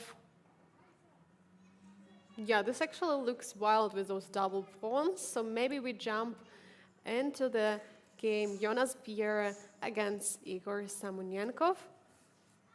So we actually have the pawn on e5 and e4. That's interesting how it all happened, but let's just focus on the current position. All right. Queens are both still on a1 and a8. But there is much more space for white. What do you think? Is white better here? First thing, I would like to get some information. Can white castle? I don't know. I assume he can castle. Yeah, I guess Yeah, the, he move, can castle. the rook has not made a move, so Yeah, it's so legal. There is it no is legal. check. It is legal still to castle. Could be very important because otherwise the king's stranded in the center. King can also castle long, but I guess you don't want to do that. This is a nice move, Angelika, because what he wants to do at some point is to kill the Daxwa bishop and then get to the pawn on e5. Maybe something like rook e8 and play d6 and get to the pawn on e5 and then activate the Daxwa bishop. So right now, Biel is trying to figure out what to do against it. I think at the intuitive level, I wouldn't want to trade it. Yeah. Or if I allow to trade it, then I do it under my terms. Yeah, so something like play c3. Oh, bishop b2. Bishop b2 is very interesting. Like he's not allowing the trade or the bishop. But what about the queen on a1? When it's going to come out? I guess first maybe something like rook d1 has to be played now, and then queen can go back to c1. Yeah, but maybe there's also some concrete ideas. So Biel, of course, perfectly realizes the queen on a1 is bad. He knows it, but I think he's eyeing for the knight e5, knight f6 idea, Angelika. Yeah, so he sees that there's a potential way to trampoline this knight to f6, make black suffer. He can always castle short and see what happens. Yeah, I mean, this looks actually very nice. How do you This stop knight e5? I don't see actually a way how to stop it. Knight e7, is knight e7 possible? Yeah, but knight was just there. Yeah, that So it would be a bit odd. Okay, so a5? Samonenkov decided to ignore it. So let's check it. Knight e5 takes, Oh, like you and take some it. knight e5. Oh, Is so it working? another pin, yeah? Like There's a lot of pins. There are a Yeah. lot of pins. So this will be the big idea. Yeah. This would be really nice. But, of course, it will not be played, most likely. But yeah, after knight, No, but then he just castles, I think. yeah, he just castles and then knight d5, the next move. Right. There was also like knight c5 maybe even at some moment if he wants to go for attacking like some bishop on e6 and exposing that pawn on d7 as well. But I mean, there are just simply so many ways. You know, it's difficult to decide in which way you want to improve the position. I think also, Angelika, this move a5 allows black to activate the queen. I really like it, because after the short castle, there could be queen a7 check, king h1, and somehow, I don't know, try to be, sorry, my pardon, bad arrow, try to be annoying with this queen, but I don't really know where to position it at the moment. Maybe just don't touch it, or just put it on, yeah, I don't know. Yeah, it's quite difficult to find initiative when there are like such strong pawns for, even though they are doubled, but these are strong, very strong pawns here we have for white. So very difficult to see how black can approach this position. Indeed. All right.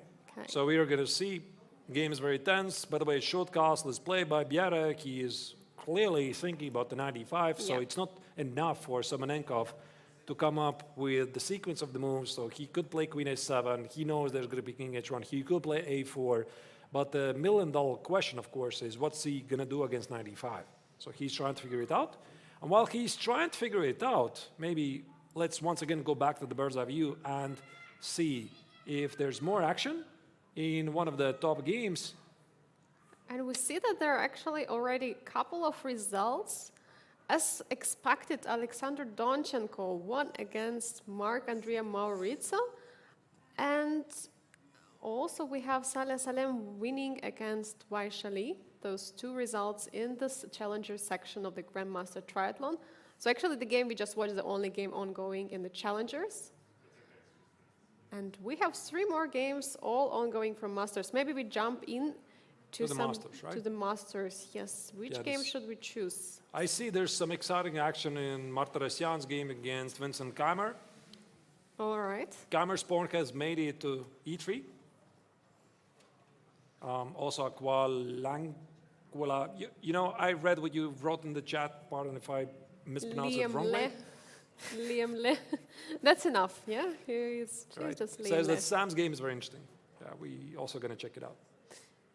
Yeah, we'll jump there right after this one. I just want to point out that Vincent Keimer is getting into time trouble almost every game. Like we see Haik has here 5 minutes on the clock, and we see he has quite a promising position, right? And Vincent is like now down 1 minute, and I'm just wondering what is that knight doing on h4? So, Angelika, I have a trivia question to you. Yeah. So, black attacks your bishop on c5, and there's the pawn on e3. Do you take the pawn on e3? I mean, you don't, it's not a must. Like, you don't have to take it. Oh, Because it's pretty obvious. You take the pawn, right? The bishop is under attack, you take the pawn. Yeah. Wrong, it's a mistake. Again, very, very tricky. So e5 here, Vincent is trying to utilize his along the diagonal, somehow get to the mate on g2. So white cannot take the pawn on e5 because there's some issues. It's getting really tricky. It's getting indeed very, very tricky here. So the queen on a8, we can see from Vincent, is working very well, like creating such a huge pressure on the king, while white's queen is still having some issues to get to the game. Maybe something like b4 has to be played or some C4? onwards. What move? b4, I don't know, or b3. Like you need to bring the queen somehow to the action. Otherwise, it doesn't look. Or maybe now, yeah, b4 might be an idea. Rook e5 is not a blunder because there's a mate on Yeah. d2, so it makes perfect Oh sense. no, my rook. Oh no, my Oh rook. no, my rook. There you go. There you go. Martirosyan is fixing the problem of the queen. He found a way to take it, but you know, I would be pretty scared to take the pawn because you want to make sure you're not blundering anything like queen a7, bishop a7, knight f3, bishop f3. Is my rook not under attack on e1? No, it's not under attack because there's another rook defending it.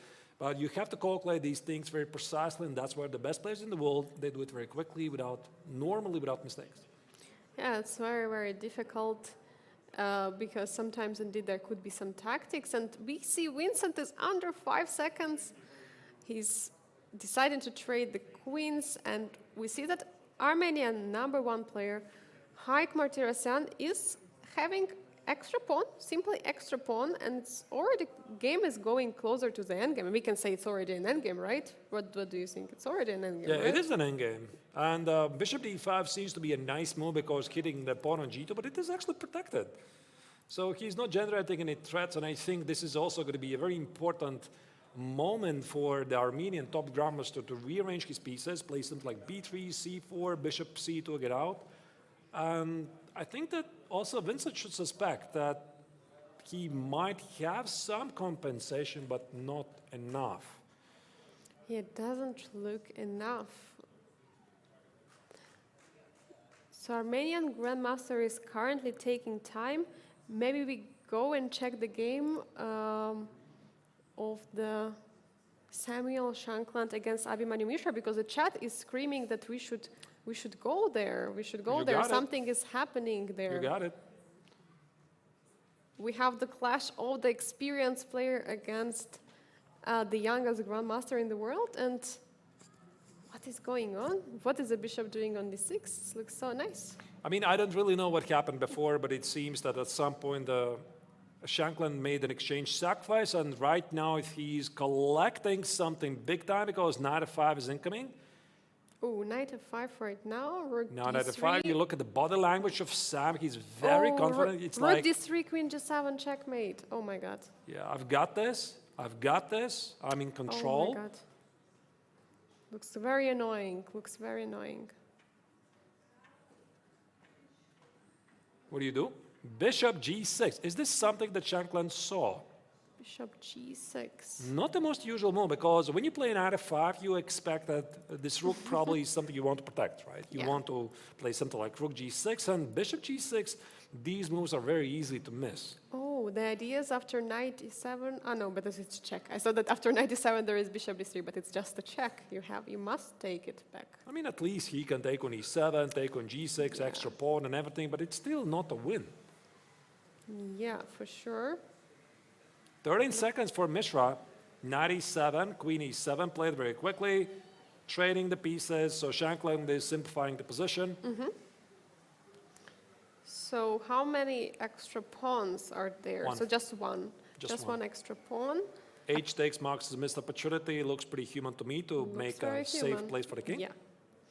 Yeah, looks super human, and now maybe there could be some ideas for black to create some attack on the g2 square, so that maybe getting some chances for a draw. He heard you. He played queen e4, but I suspect the same game is just losing. Takes, rook e1, e3, king h2. I think he's just winning. Oh no. Yeah, Yeah, unfortunately, not all rook endgame are drawn. There is such saying, yeah, that all rooks endgame Unless. are drawn, unless, yeah. Unless, so, yeah, Sam trades, and after rook e1, I think Mishra is going to Rook try to play rook c3.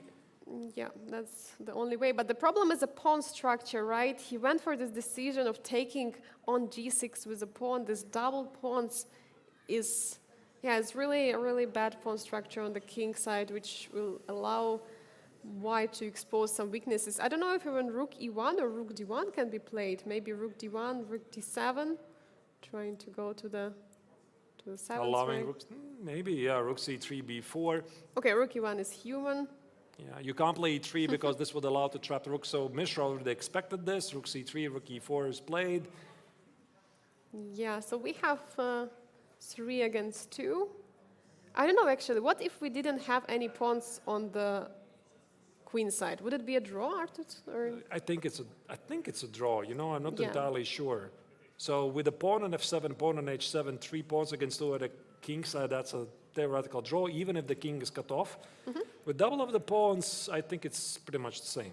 yeah, because anytime the pawn pushes, we just trade it, right? And Yeah. then, okay, so the way how black can try to save this is just in some way try to trade those pawns on the queen side, which is very difficult. Yeah, but that's the thing, he can't do it, right? I mean, he would love to play b5, and after a takes, rook b5, rook a7, etc. But this is a problem.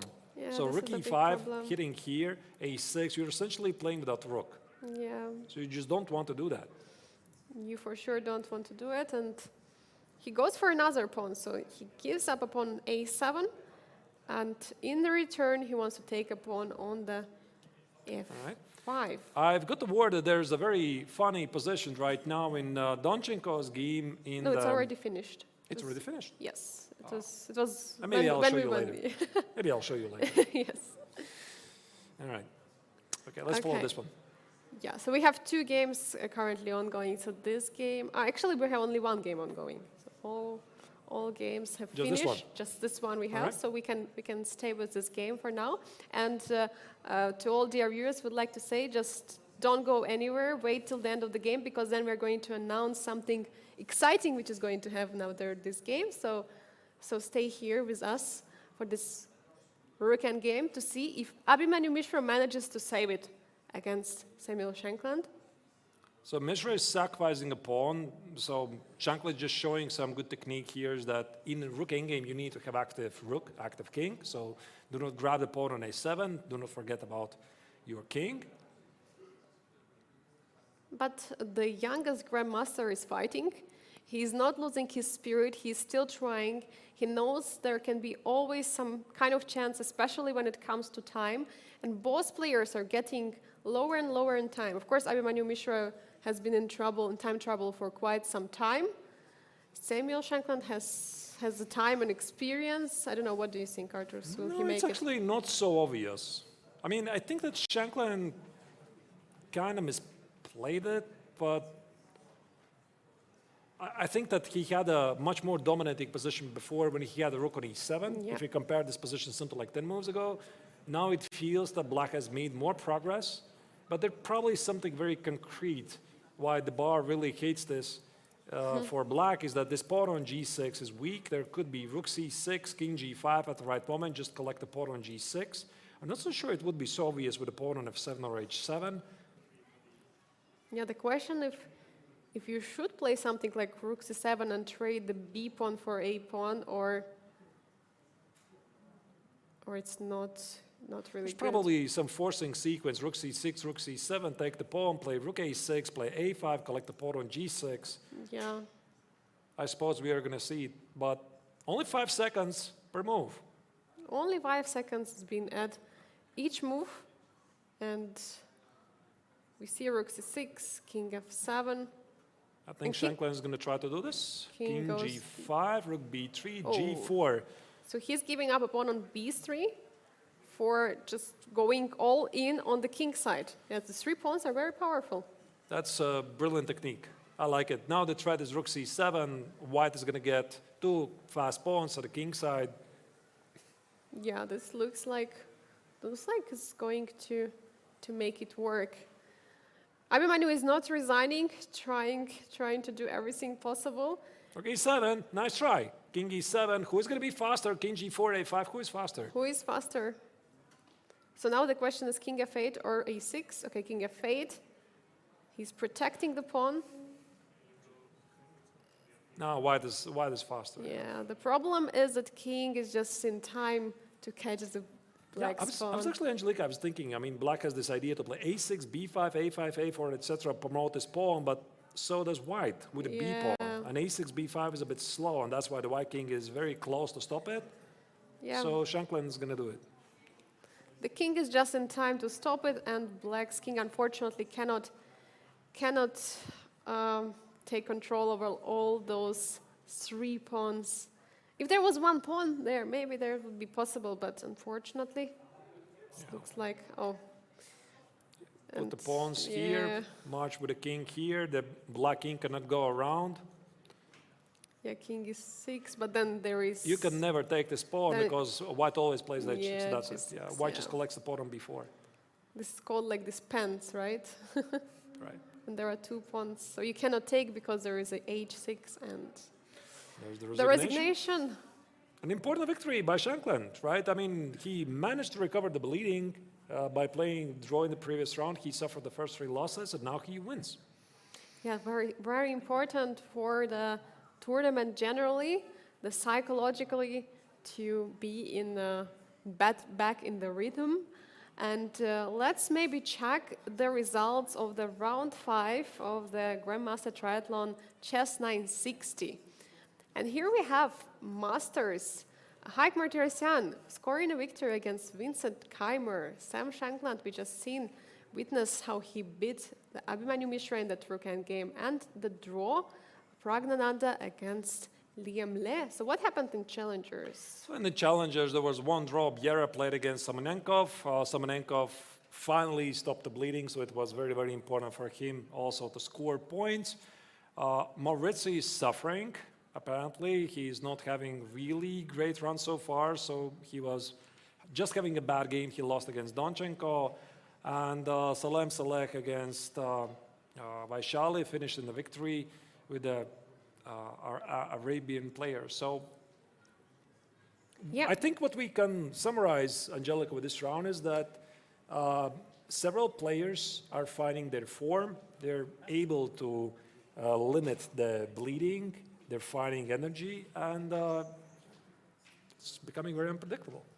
Indeed, very unpredictable, many upsets we had. And this was the round number 5 of the Chess960. of the basically tiebreakers of the Grandmaster Triathlon. We have 6 players in each group, but round 5 is not the final one. Arthur, so what is happening next? Maybe we should remind the format of the today's event. So now starts the best part. So you thought this is great? Wait a second. So there's more stuff coming because now Masters and Challengers, they will play sort of a special challenge match where the challengers will be able to pick 2 opponents for the next 2 games, right? So it's not just a name, it's actually challengers. They're challenging the masters, right? So I think that we are going to get a feed from the playing venue and see how it's going to unfold. But in theory, I think that they're going to select the players, these, what's it called?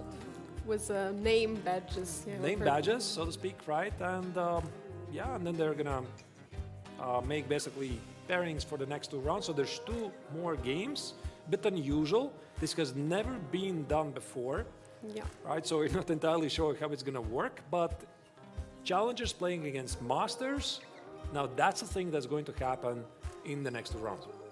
Absolutely, and another sneak peek from the arbiter is that actually in the first round, so in round number 6 right now, the challengers will have all white pieces, and in the round number 7, the challengers will have all black pieces. So that's how also challengers can choose against whom I want to play with the black, against whom I want to play with the white.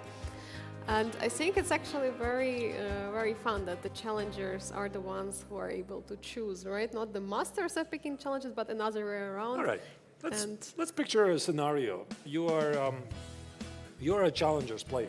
Who do you select from the masters? Oh, it's so tough because, like, we can. Are you selecting Shanklin like he's not really doing so great, and yet in the past 2 games he's in very good shape? Yeah, I mean, it's very difficult to choose because he's just stopped the bleeding and he won the last game. I think he's in shape for another win. I don't know, it's very tough to choose. I mean, who has been doing not so well? But I mean, everyone has had its ups and downs. I actually have absolutely no idea whom I would choose, but yeah. That's right. So we are gonna see, right? Do we have, by the way, the view on the playing venue? I suppose we do not. Yeah, we do not. We do not see what is happening there. I see there's some discussions. Apparently, they are trying to decide how this selection is going to work. All the players are still on the so-called pedestal, right? So when you get a good look on the playing venue, which is on the 2nd floor of the Congress Center here in Biel. That's where all the players are. Yep, there you go. Yeah, they're waiting in queue. And there's the selection. There you go. Oh, now we might witness the selection of the players. So, who is actually the top seed? Prague looked very amused. Nobody wants to select him, I suppose. Donchenko. Donchenko is picking, I guess. Was it Donchenko first? I think, yes. We see also on the footage, we see the chief arbiter of the Grandmaster Triathlon for a few years already in a row, Laurent Freud, and we see also the president of the Biel Chess Festival, Peter Bonenblust, responsible for the organization. And many, financial. All right, they're supposed to select the player names and then make a photo with this, right? And that's the guy I've selected. That's the guy I want to beat, and maybe that's also why the players are a bit amused. So how can we see who did he pick? Okay, Donchenko picked 2 players, but we don't see which. We have an update. Yeah, the Donchenko finished 1st place with 4.5 out of 5, so he was the first one. It would be good to know who has he checked actually. Who are we checking? Yeah, what's going to happen in the end? So they're going to play these 2 games, next rounds, round 6 and 7. So challengers are challenging the masters. And the total amount of scores are still going to contribute to the final ranking of the Chess960. So it's a bit unusual. It's very interesting. Never tried before. Vincent, I think that there was some US flag there, so I don't know whom Jonas chose, but someone with US flag. I don't know, either Abhimanyu or Shankland. Okay, we see that Pragnananda was chosen, and Like, what do you do? Do you try to select a player that's potentially doing badly, or you instead try to select somebody who is like one of the best players in the world? Probably mixed feelings, no? Yeah, absolutely mixed feelings. I think that I would choose someone with whom I would love to play, because any game can go in either way, and that's mostly what challengers are doing. I think maybe, I mean, the challengers of course knew about it before, so maybe they were slightly somehow preparing, but with Chess960 it's so difficult to prepare, right? You cannot really have the I don't opening know. preparation. If I was there, I would probably select Prague, because if I Yeah. get to play him, if I get to beat him, you know, then I can beat him, maybe a future world champion just before he was coming in, because later it's going to be too late. Yeah, exactly. So, so now you Probably still. it's already impossible to beat him right now, but So give it a try. I mean, but I love that you have this, you know, this strike of hope that you have Yes, still yes. a chance of that. And Samonyankov is also holding some players, and yeah, I think all players have chosen, right? Yeah, the Looks viewers, like maybe this. also you can write what you're thinking. Who do you select? By the way, see what you're doing there. You're discussing who you select. Yeah. Aquila agrees with me. I also think so. Probably will try to select somebody really strong just for the, just for fun, just Yes. for memories. But then again, maybe somebody's really thinking about the tournament strategy. I mean, this is still only Chess960. This is not the official part of the triathlon, because the triathlon is classical, rapid, and blitz. And Chess960 it's mainly for fun. Just to serve as a tiebreaker, and just a good way to start the festival. Yeah, exactly, and the way for the players to warm up, to prepare for the next tournaments tomorrow is going to be rapid. So yeah, maybe we can take a bit longer break, because the games are going to resume in I think like 10 minutes or something like this. And what do you think? Should we take a break? Because I think the players are not going to start the games shortly. Yeah, so it seems that the selection of the opponents has been finished. The arbiters are getting ready. I have information that the games are supposed to start at 6:30 local time, but maybe it's going to start a bit earlier. Not really sure. At least I see the players are still there on the stage. Yeah, I suppose, yeah, indeed. Let's make a very, very short break. We reserve the chance to extend it, not really sure. I mean, this is a situation we've never been before, so we're not really sure how this transitioning from the standard round-robin tournament to the mixed round-robin is going to continue. So let's make a short break. Dear viewers, post your feedback in chat. I hope you're enjoying this, the start of the festival, and we'll be seeing you in a couple of minutes.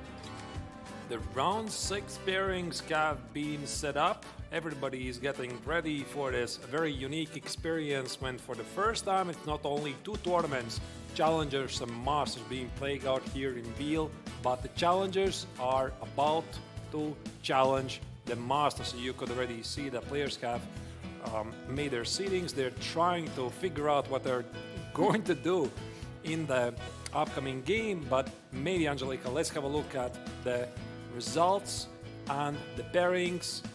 Who did they choose? Let's see the pairings of the round number 6. So which challengers chose which masters? We're going to have Vaishali playing with white pieces against Vincent Keimer. Mark Andrea Maurizi will play against Sam Shankland. Igor Samonenko will play against Haik Martirosyan. Alexander Donchenko will face Liam Le. Jonas Bier is going to face Abhimanyu Mishra, and Salem Saleh will play Ragnananda. That's right. So there you see, that's a complete mix. These 2 groups are merging together, but in the end, of course, the rankings will still remain the same for both Challengers and Masters. The points will be added to the total score. And hopefully at the end we'll also be able to show who is leading the charge in both groups.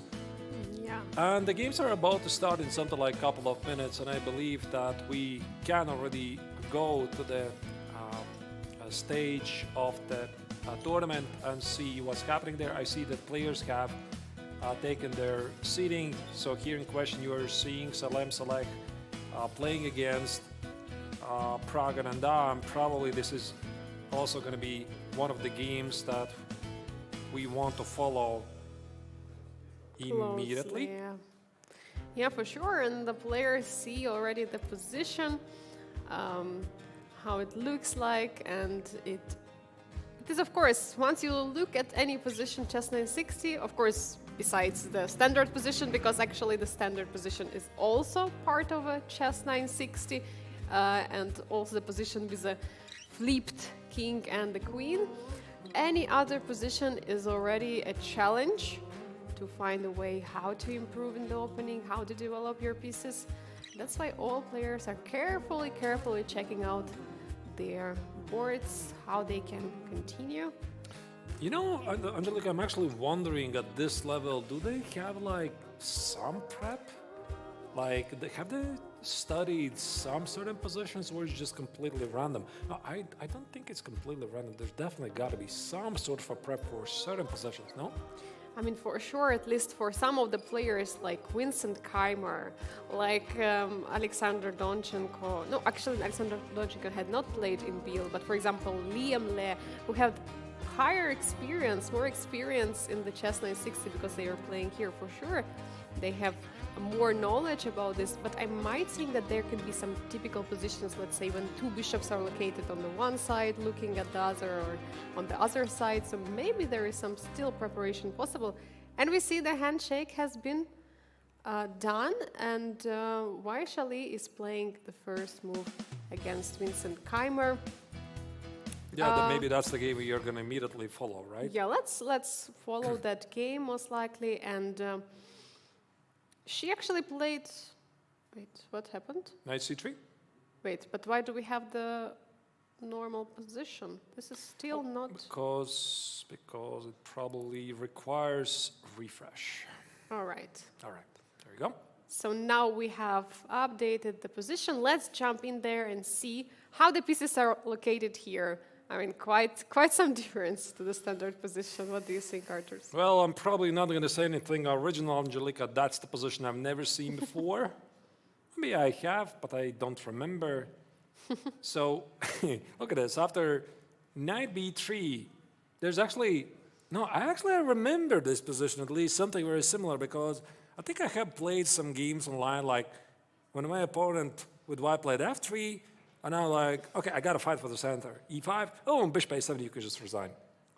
It's very, oh my God. It's very odd, because you're not only down a pawn, but you are losing the exchange on b8 as well. Now that I'm thinking something like this definitely happened to me before. I think it was during this last World Championship cycle when there were two qualifiers, two cycles of qualifiers being held, and I definitely fell into this. So it's very, very easy, just play automated center move and blunder this. But yeah, Vaishali didn't do this. She played knight b3 immediately to make sure that she sees this, and Vincent just underlines, I saw this trick, and he played f5, not only hitting at the pawn on a2, but also grabbing space. Yeah, as well as she replied with the f4, and we have an update. F4 and b6 has been instantly played. Again, the idea of targeting the a7. And of course, Vincent is not blundering his rook, he's playing b6, protecting the pawn. How would you develop here? What do you think? What could be a castling opportunities? We still have a huge range of choice, and queen is still on h1. We actually had already similar position with queen on h1, right? Yeah, I mean, we had already one round where it was the queen on a1, the rook on b1, and some of the players were clearly suffering. Yeah. Yeah, and here I think, I mean, you could easily imagine the players like, not again, the queen on h1. What I'm going to do about it? Yeah, it's not easy. It's not easy. So I don't know how I would play Angelika. I would just try to, I don't know what, bring out the Try pieces? to play. It's very tough. Yeah, it's super tough, especially, I mean, sometimes maybe you don't want to push that g-pawn. Maybe sometimes you want to castle short, but, I mean, there is no choice. You must get out your queen. So I guess both players would most likely keep their king somewhere on the queen side. And you're pointing out bishop d4. I'm just trying to remember. I've seen something like this before. You know, Wow. that's the best side of doing the commentary for Biel Chess Festival for several years, because I recall there were definitely some games in the previous editions where there was the queen in the corner, and the games would start with something like f4, bishop d4, trying to limit the queen of the opponent on h8, because now you see it's kind of trapped, and then after e3, open up the last with bishop on d1. This is something I recall. So if I recall this with my limited knowledge, then I would think that definitely these players, they have studied certain patterns. They should know some ideas. Yeah, for sure. And Vincent has been played in the recent 4 editions, so he might have been as well remembering that, and for sure should be ready for that. But it's nice to have such memory flashbacks. Yeah, like somehow it was happening. And actually, Vincent was also playing this is a freestyle Chess960 tournament recently, where he also had another those experiences in Chess960, which is also great. So yeah, for sure, very, very experienced Vincent Keimer, and Vaishali is taking time. Yeah, you have to take time at the opening. You have to be very careful, because otherwise. Yeah, but in this tournament, actually, Vincent is not doing so great. You know, he is only at 50%. So Yeah.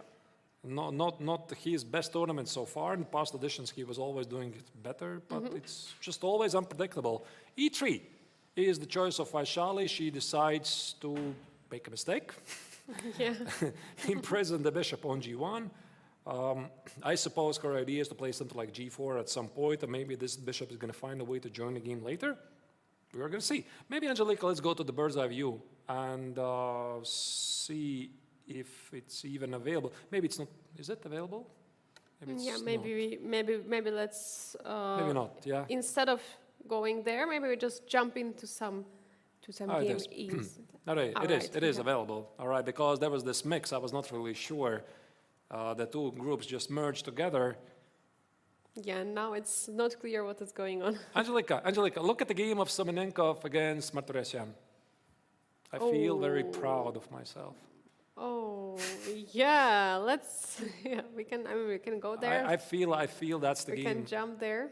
That's the game we want to go, because that's the idea we just talked about. Igor Sabunenkov against Haik Martirosyan. Bishop went out to d4 instantly seeing this idea. And none of the players can resist this trick, right? I mean, you just can't resist. I mean, there's nothing wrong with moves like, I don't know, d4 or e4, but you just can't resist it. By the way, I just thought of a trap. By the way, you play e4, which Yeah. maybe could be the only moment in the history of chess when playing the central move, the first move is a mistake. Your opponent plays f5, after he takes an f5, bishop takes an a2, and white can resign. Yeah, oh my God. It's pretty odd. This All is right. crazy. It This didn't is- happen. This is crazy. This is really crazy, right? You normally say, okay, e4 is like a normal move, but in this case it can lead to a loss. Okay, so bishop d4 was played, and according to the Igor's idea, bishop d5 was played, but apparently it's not such a great move because it was some missed opportunity, which we will never know what was the missed opportunity. I don't Look- see any missed opportunities, so must have been something tactical here. I I'm mean, not looks sure. completely normal. Look completely normal to me. Yeah, so. All right. And now I suppose in these positions, white plays something like e3. But, you know, Angelique, I am but a bit surprised about this knight f3 because I thought the reasoning of bishop d4, why do you do it? Not only you imprison your opponent's queen here on h8 so that it cannot find a way to join the game, but you want to play something like e3 and bishop f3. But then again, I'm thinking about this further, and I'm thinking, if I put a bishop on f3, what about my knight on e1? It's so complicated, and especially, you know, to find the ways to develop the bishops and combine it together with the knights. So maybe that's why he decided to first develop the knight and maybe jump with the knight somewhere on g5. I don't know. All right. All right. Interesting choice. Giving up a bishop so fast in the opening. Right, giving up the bishop immediately. And g takes an f3. So Semenenkov is also not shying away from the complications. He's like, okay, yeah, no, let's do this, let's do this. I'm not afraid of the complications. He didn't really have to do that. He could have played rook f3, keep Yeah. his pawn structure healthy. But what he's thinking about is the spin on the queen on h8 and potential idea to bring the rook over there to g1 or queen to g2 and build some pressure on this pawn on g7. This is still semi-open file. So Martirosyan C5? is playing c5, trying to grab space. I would think, Angelica, that he wants to play something like e6 and bishop f6 next. I'm not really sure. Yeah, this looks very logical. Something like this. And then we have a best-up pawn structure again. Yeah. Actually, I like black more. Because I'm all for creative play with this g takes on f3, but this bishop on d1, I'm not Yeah. sure what it does. Yeah, exactly. Yeah, this e6 looks like normal way to go. Yeah, and e6 is on the Played. board. Yeah, so we Except- have this wonderful best up here. Yeah, except the bishop c3, bishop b2 was played, but it doesn't really change much. So I can only guess why Martirosyan included c5 here. After g takes f3, why he didn't play e6 immediately. He probably was a bit concerned about c5, that white is going to try to open up the bishop. And then whatever sure. happens here. The bar disagrees with me, the bar says you're silly. But I think from a human's perspective, c5 to open up the position, open up the bishops makes perfect sense. So he played, he played c5 first and only then e6 and traded darks with bishops. Yeah, for sure. And it looks like at some moment white had some pressure on the black, but I mean, it looks like everything is going to be pretty even. Black is going to develop the bishop, and then at some moment there will be some break maybe in the center. By the way, dear viewers and Angelica, I'm sure you already know this. Do you know that a completely legal position in Chess960 is the perfectly normal starting position? One more time. How do I'm just trying. explain it? So there's 960 Yes. theoretical positions. Yes. And one of the draws of the 960 theoretical positions can be in the normal Yeah. starting position. Yes. So you like playing Chess960, except it's the old boring chess. Yeah, exactly. So, and also the other one is possible with the king and queen to flip the places. So it's still a change, you know. It's still a change there. but- It's a massive change, yeah. So Yeah, yeah. everything changes dramatically. What do you think about excluding this position, so the standard position out of Chess960, because you want to play crazy chess. Right. I don't know. Maybe they're excluding it, but I suppose the odds of getting it, they're pretty slim. Yeah. So I have actually an update that the starting position is excluded from the events like this. So this is actually Chess959. Yes. Or is it? Okay, whatever. So we have to update the title of the stream. All right. Let's go back to the bird's eye view and see what else is happening. The odds, of course, that you get the starting position is just like something like 1 against 1,000. So Anyway. yeah, So I think there's no need even to exclude it. for sure. All right, which position looks like most exciting?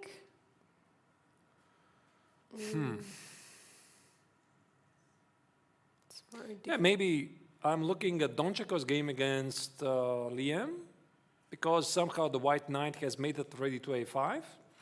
And I'm curious, How did How? it manage? how To did go they there. do it? All right, let's jump to the Just a game second, of I'm trying to find the game. Alexander Donchenko against Trying to Liam. find the game, I can't find it. Give me a moment. Yes, we have Donchenko against I Liam do Le. not. I do not have it. I cannot find it for some reason. Maybe refresh.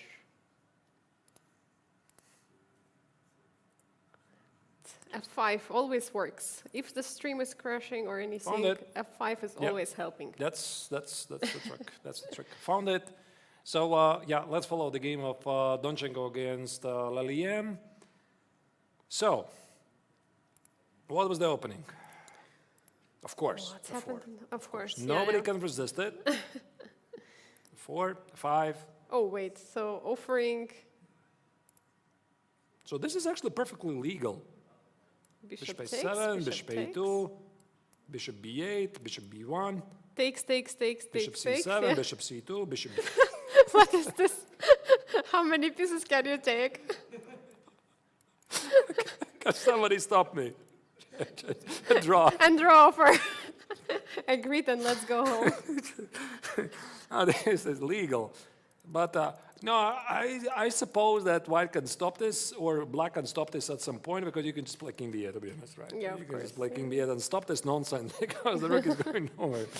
But this is the first time I'm seeing this, and ladies and gentlemen, this is only possible in Chess960, nowhere else. Absolutely nowhere else. Yeah, and All this right, is really exciting. back to the serious stuff. All right, g3, g6, copy, yes. Copy the opponent, c4, c5, you can do that. Bishop b3, bishop b6. So probably it's a way of Liam saying that, why haven't you taken on a2? We had so much fun taking all the pawns, because he's repeating them. But this is also the very first game I've seen the repetition of the moves up to move 7. So, dear viewers, if you're following a bit the development of modern chess theory, there are some variations where you can repeat the moves. Most notably, there's a very famous repetition of the 4 knights variation until black cannot repeat it. So I found a way to make it happen in Chess960. So I invented something. So here, knight a5 was played, and of course I think that also Liam decided, okay, enough of this. Yeah, I don't think that knight a4 is even going to work, because if you take my knight, I'm going to take yours, but after knight b7, knight b2, this fun stops at some point, because you can just take on d6 and then collect the knight on b2, although the bar disagrees, whatever, but h6 was just something else. Yeah, h6, just stopping the knight coming from g5 and finally stopping this symmetrical position. No more fun, but okay, it's still the players are still having fun there, and what is happening here? So h3. Yeah, I'm thinking about h3, try to copy the opponent. What do you think about castling? Which side? Yeah, that's a question. Are we? I mean, Just I can legally generally. castle here, I can legal castle here. No, wait, can I? No? But it's black's Oh, black's one to well, know. You can castle black. Yeah, no, I Now think I you can can do. legally castle like this. Yes. But why would I want to do that? Just for the sake of castling. All right, yeah, okay. But yeah, of course, the kings are safe for now. There is no castle needed, and both queens are very safe on h1 and h8. We had similar position, yeah, with the queen on h1, but on h8, people were struggling. Players were struggling in those, but Yeah, you know, Angelica, what I would try to do, I'm probably one of those who would try to get a normal position as quickly as possible, so probably it's a wrong strategy, but boring. boring strategy, but I would try to, solve some small problems one after another. Don't overthink it because you're here having only 50 minutes for each, plus 5 seconds, not really that great, not a lot of time. So I would try to, solve small problems. It's like here. The knight on b6 is not doing anything. It's really bad, so I'm going to improve it, So that would be my level, basically. Just improve the knight, see what happens, because you can't predict your opponent's choices. I'm thinking, am I really threatening to take the knight on a5? I'm not sure. So I'll just play knight e7, improve the knight, maybe bishop g8 and e5, fight for the center, just see what happens. Yeah, and it's going to be really interesting how it continues. So this e5 break looks something what black has to go for, but at the same time, this queen on h1 and knight on a5 are putting so much pressure on this b7. For example, at some moment, if black, let's say, castles long, then there could be some knight jump. Oh, that's actually a very fair point. Yeah, if king. Like let me You show you have to take the king. I will teach you. Yeah, like this. Thank you. Yeah. So this is actually a very bad idea because I could play something like knight g5. Yeah. Hit the knight on e6, and when you say, hey, hello, thank you for the knight, it's actually made on the board. GG. So you need to be very careful about this.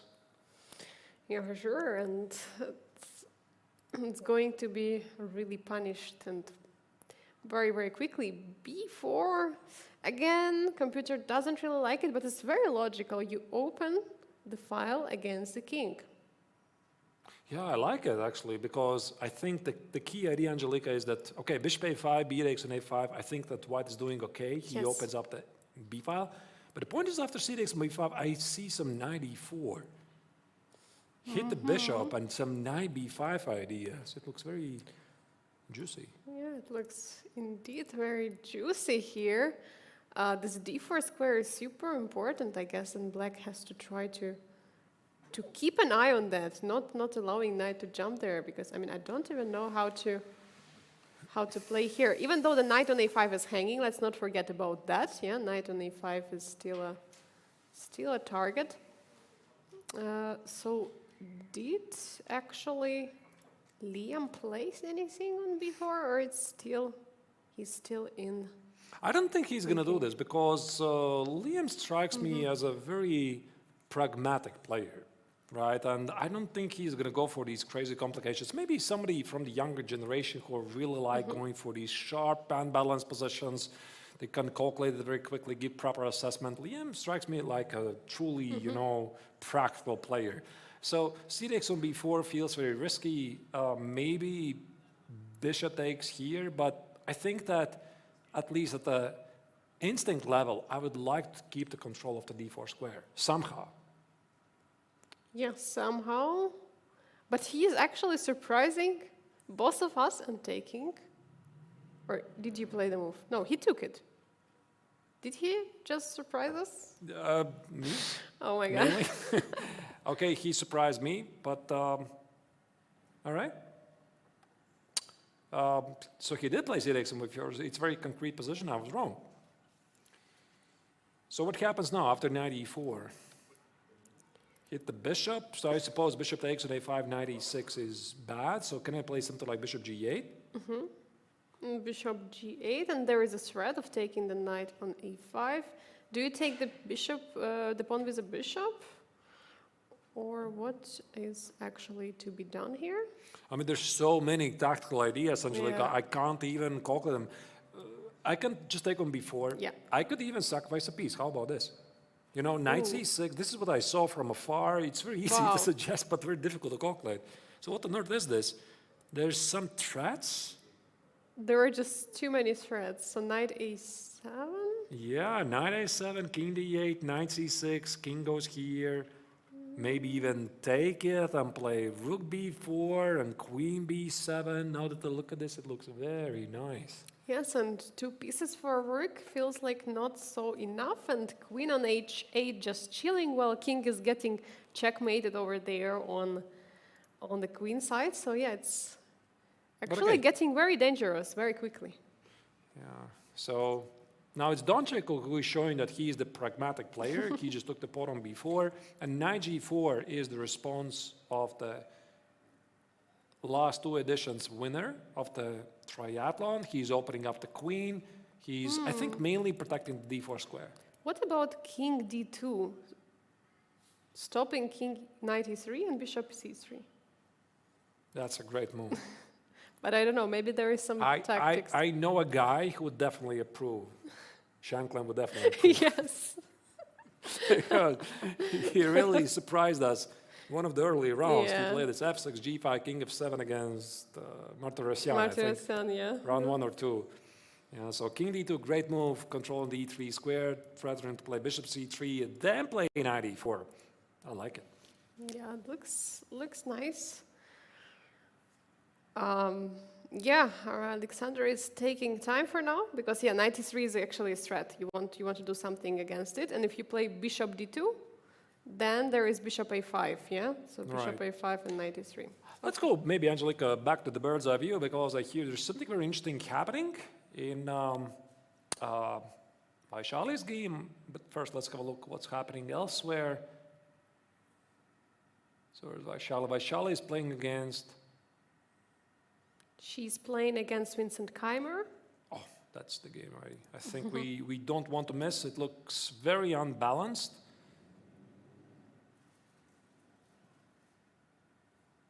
What do we even make of this? What is happening there? All the black pieces are on the, or almost all the black pieces are on the 8th rank. What is happening? Again, a Marazzi bind. Your favorite? I'm officially going to title this the Chess960 Marazzi bind edition. You know, everybody's trying to set it up. Jokes aside, it's a very famous pawn structure. So Yeah, A4. very famous, of course. It's your favorite to hunt. You're hunting this. Right. What is happening there? Oh my God! Queen got to the a3. Oh, queen is very active now. It's very difficult. Knight b1. I see that the engine doesn't like it quite, but from Vaishali's perspective, it looks. I mean, from Keimer's perspective, it looks very logical. Of course. Queen c3, queen a3, expose the king. Knight b1 feels pretty sad. But what else to do? Yeah, there is no real way to protect the pawn. Even though the black pieces are all standing on the 8th rank, this active queen is basically, yeah. I mean, let's not forget showing. that white still has this opportunity to castle Yes. kingside at some point. That's true, that's true. But there is also a problem with the a2 pawn, yeah, that bishop can take on a2, so have to be really careful. If it's I'm not sure. Okay, so let's imagine. So I take the pawn on a2. And I definitely want to castle short, but I couldn't do it because it's illegal. yeah. Right? I mean, this king is crossing an attacked square. So I'm thinking something like bishop e1, try to solve this, push away the queen, and let's say you play whatever, I don't know, queen a6, queen a7, I don't know.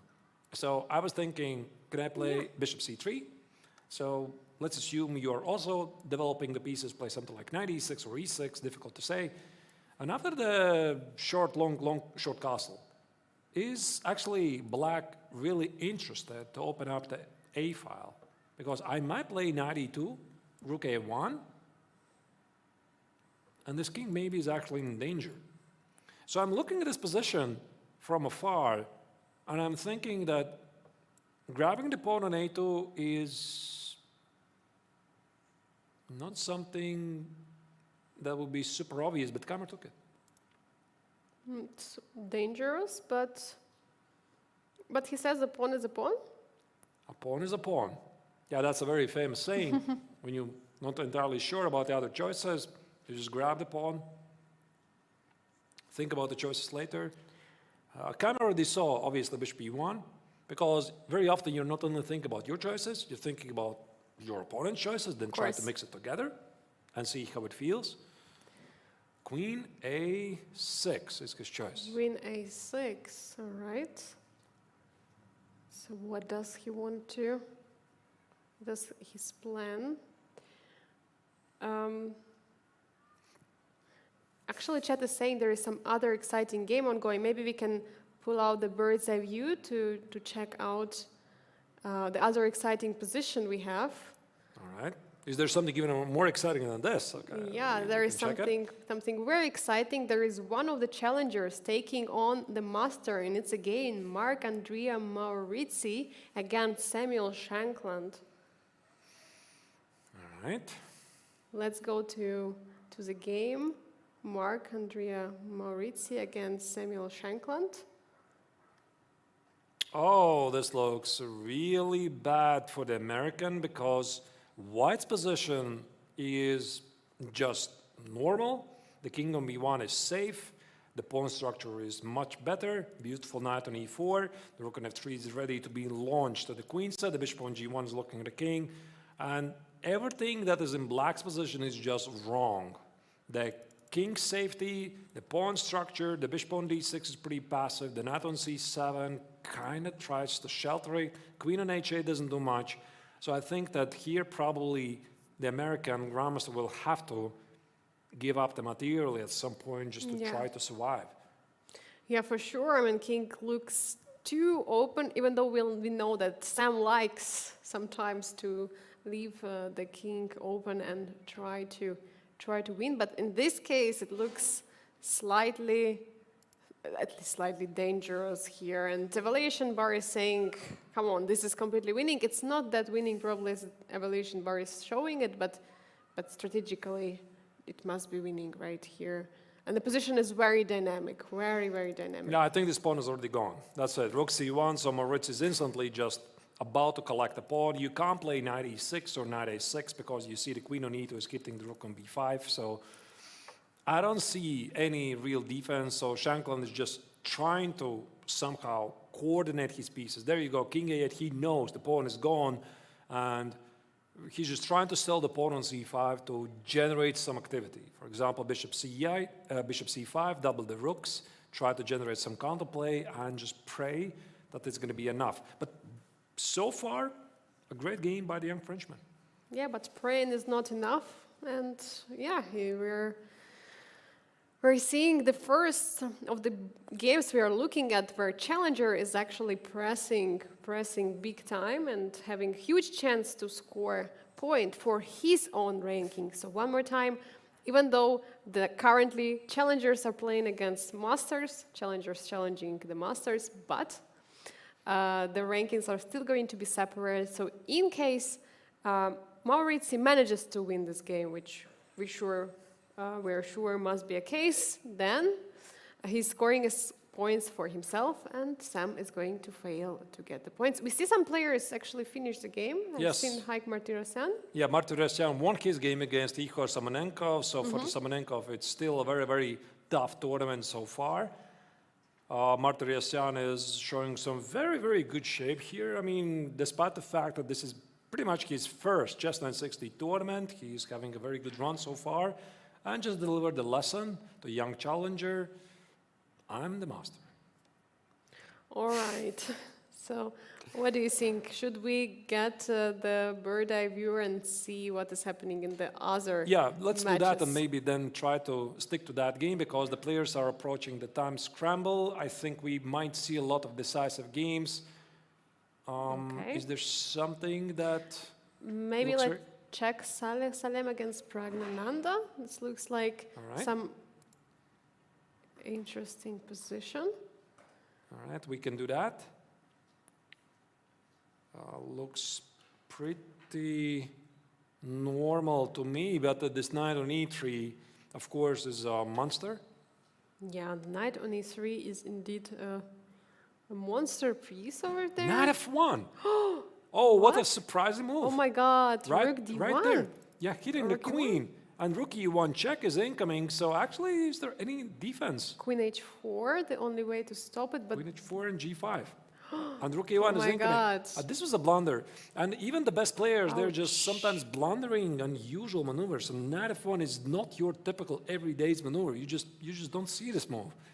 Such unfortunate miss by the Emirati Grandmaster. He has suffered quite some painful games recently where he was completely winning, right? And then the opponents bailed out and get away with a draw. And in this case, we see he's blundering this knight f1. But I mean, come on, this knight f1 is easy to blunder, right? It's just, Right. yeah. But What why to I'm do, getting yeah? a different position on the camera. Wait, what is happening? Maybe, That's what I try to figure out. What is wait a going on. second. Because I look at the position, it's not the same. Yeah, maybe let's go back to the bird's eye view. I'm trying This is to not the undo it. position they're having there. All right, we're gonna try to fix it. So maybe let's go to the position that we know that they're there. Maybe let's go back to the game of Vaishali against Vincent Keimer. Shall we? Okay, yes, let's go there. Let's move there. All right. There you go. F takes on e4. So Keimer still has this extra pawn, but his king is weak. His king is very weak, yes, that's true. Knight e3, bishop c6. How many extra pawns is it? 1, 2, 3, 4, 5. 1, 2, 3, 4. One extra pawn. And the rook from f8, knight from e8, and bishop from d8 has not even moved before, so it's like, looks very, very interesting. Bishop e4, is it a move? Bishop e4, Yeah, queen g1? think so. I'm wondering when Winston is finally going to develop these pieces. Yes. I'm not sure they have even moved at all. No, they have The not. rook at f8, knight on e8, and bishop d8. They are standing not there doing- and waiting. They're And just the bystanders. Everything else is being done by the queen and the bishop and the king. they're just waiting, and meanwhile, queen is taking all the pawns for black, so that's why he's fine. He's saying, okay, I'm taking all the pawns, well, the pieces are just waiting. But he might be right, because he had a good pawn structure, like the c5, d6, e7. If he manages to trade a couple of pieces, I think it looks completely fine. But Vaishali may try to create some attack, maybe some pressure on the b file. What do you think about king d2 and rook b1? I think at the moment she just stopped knight a5. There you go, knight c7 goes to join the game. King b2, knight b5, you need to watch out for rook a1. Ultimately, these games are decided the one who is attacking. Very often, even at a very good level, you try to be the player who is attacking. Vaishali is trying to take over the game. This is totally unclear here. I don't care what the bar is saying. I mean, Vaishali has very active pieces here. Yeah, she's indeed having many active pieces. Apparently, it was some miss. Wasn't there some d4, d5, c4? Queen b5, that's a pin. Knight a5. Can you take the rook at f1? Yes, you can. Keimer calculated this. Knight c6. Oh my God, this looks very, very tricky. And then you can, what can you do actually here? Can you take, is there queen f7? Queen g4, queen d7, exactly. Yeah, this is a very unpleasant move, so you cannot allow the queen to get so close to the king. All right, take. 98, and somehow white is trading off all the pieces, and exchange still remains. Yeah, I think that Keimer is going to win this game after all. Yeah, this d5, d4 looks like a very unpleasant way of black trying to push. Rook is coming there to the open g file. Rook g1 is a huge threat, bringing the rook to the side of the white. Yeah, it's rook g1, very annoying. And now with king b2, there is f c4. C4, and that's it. Yeah, this game is finished unless Keimer is going to blunder rook on g1. I don't think he's going to do it. c4 looks pretty logical. Yeah, c4, he just has to make sure there are no perpetual, but we don't see the perpetual, right? Their king is just escaping on b7. So c4 is played, and now? Bishop a5. Is this something he was unable to calculate in checkmate, seconds? red. Checkmate's red. Super tricky. I mean, he's down in the last seconds. Still not over. Both of them are having just a few seconds, 5 seconds per each, so it's very, very difficult. He takes All right, Queen now, A check. yeah, the now best he of the remains check. with an extra piece. So he gave up the exchange, but now he's simplifying the position. A b takes on c2, queen takes on a5, extra pieces on the board. This is a piece of cake for For- Winston. Yeah. Yeah, there we go. Yeah. There's the Trade of resignation the by Charlie queens, Knows. Yes. Game's lost. The game Very, has very finished. great game. Very good game. Maybe we can see if on the bird's eye view we have any other games still ongoing. We see some results are in Right. there. Yeah, there are some results. So Saleh Salem managed to hold a draw against Pragnananda, even though we're thinking that Prag might All win right. that game. And okay, 3 games are ongoing right now. Which game should we choose? Maybe let's check the game. Maybe Donchenko, because Donchenko's position looks very, very unbalanced. Very suspicious, very sus. Oh. All right. Okay, so let's go. Let's go to the game of Doncic against Lekong Liem Let's go there. and see what is going on there. All right. Oh my God, what is? Oh my God, there is a pawn on d3, knight on knight on e4, all kind of threats. But this game, no, this game is over. This game's over. This Sorry. game is There's- over. Yes, yes. There is no update of All this right, game. then Liam, we have Liam Le against. Oh wait, this is the game we are watching. Jonas against Abhimanyu Mishra. Jonas Bier against Abhimanyu Mishra, maybe. Right, so Mishrak has 3 pawns, each obstacle bishops, but I suppose this is the position that's not going to hold. So eventually the black king should make it somewhere to g1, maybe close the last square bishop, something like king f4, rook e4, trade the bishops to get the king on g2, but still super tricky, especially in a rapid game. Yeah, especially in the rapid game, and when you're having just 10 seconds counting down the clock, you get only 5 seconds each time. It's very, very tricky. So g3, What of is course, this? black Yeah. wants to trade the rooks Yeah, because that's going to be most likely theoretically winning position. King g5 only move, and the king is going to go around to g1. yeah, this looks like a, even though it's an opposite color, bishop king is just simply coming to the g1 square, And rook g2 then. and yeah. rook I G2 think this is and his idea. King e3, king, Yeah, nice. king goes here, rook g2, promote, and that should be a win. Exactly, and then in case of the check, the bishop can always block. So this is something what is going to happen.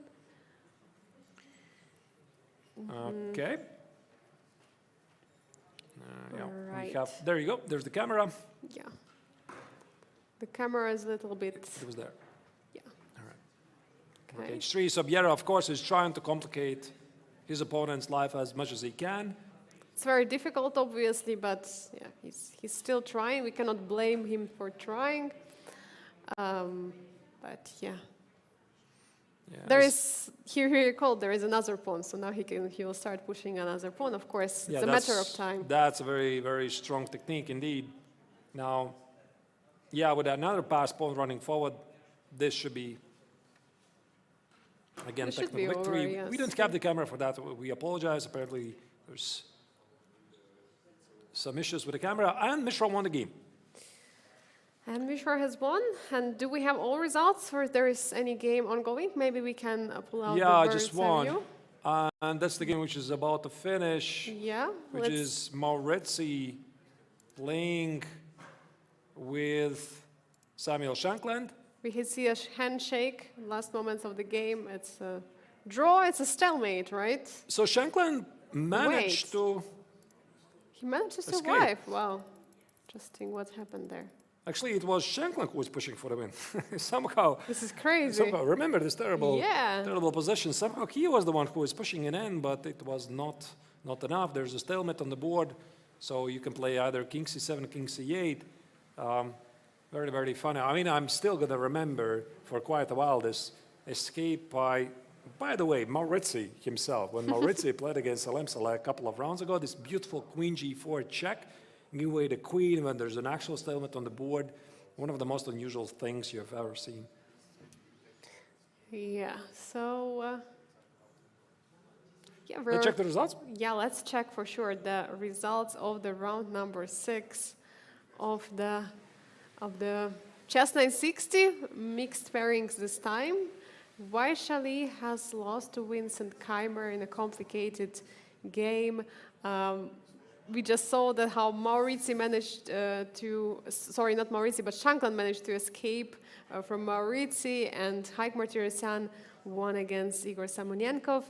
There was a draw between Donchenko again and Liam Le, and we had a victory of Abhimanyu Mishra against Jonas Biere, and Praggnanandhaa managed to win against Salem Salem. What does it mean, actually, Artur? So the challengers have lost the battle in this round? Yeah, quite convincingly. So the challengers were taking on the Masters, and the Masters proved why they were playing the Masters section, because the total score is 4 victories for the Masters and only 2 draws for the challengers. But it still doesn't mean maybe anything yet, because we're going to have one more round. They're going to challenge once again. So I suppose we are going to take a small break. There you see we have the players analyzing the game. That's Salem Saleh discussing something with Praggnanandhaa. That's the game we Most likely didn't we'll... really follow. There were some issues with the relay. Shall we do a short break and return back while the players are analyzing? So, dear viewers, you can check out how the players are analyzing in the meantime, and we'll be back shortly. Yeah, let's absolutely do that. Indeed, whatever happened in this game, it is over. So the Masters have proven to be stronger, at least in this round. So we have one more round of the Chess960 tournament. The viewers, don't go anywhere. Be back in a couple of minutes. So me and Angelika, we're going to be back in a bit and try to provide some of the best potential experience coverage here from Biel. Stay tuned.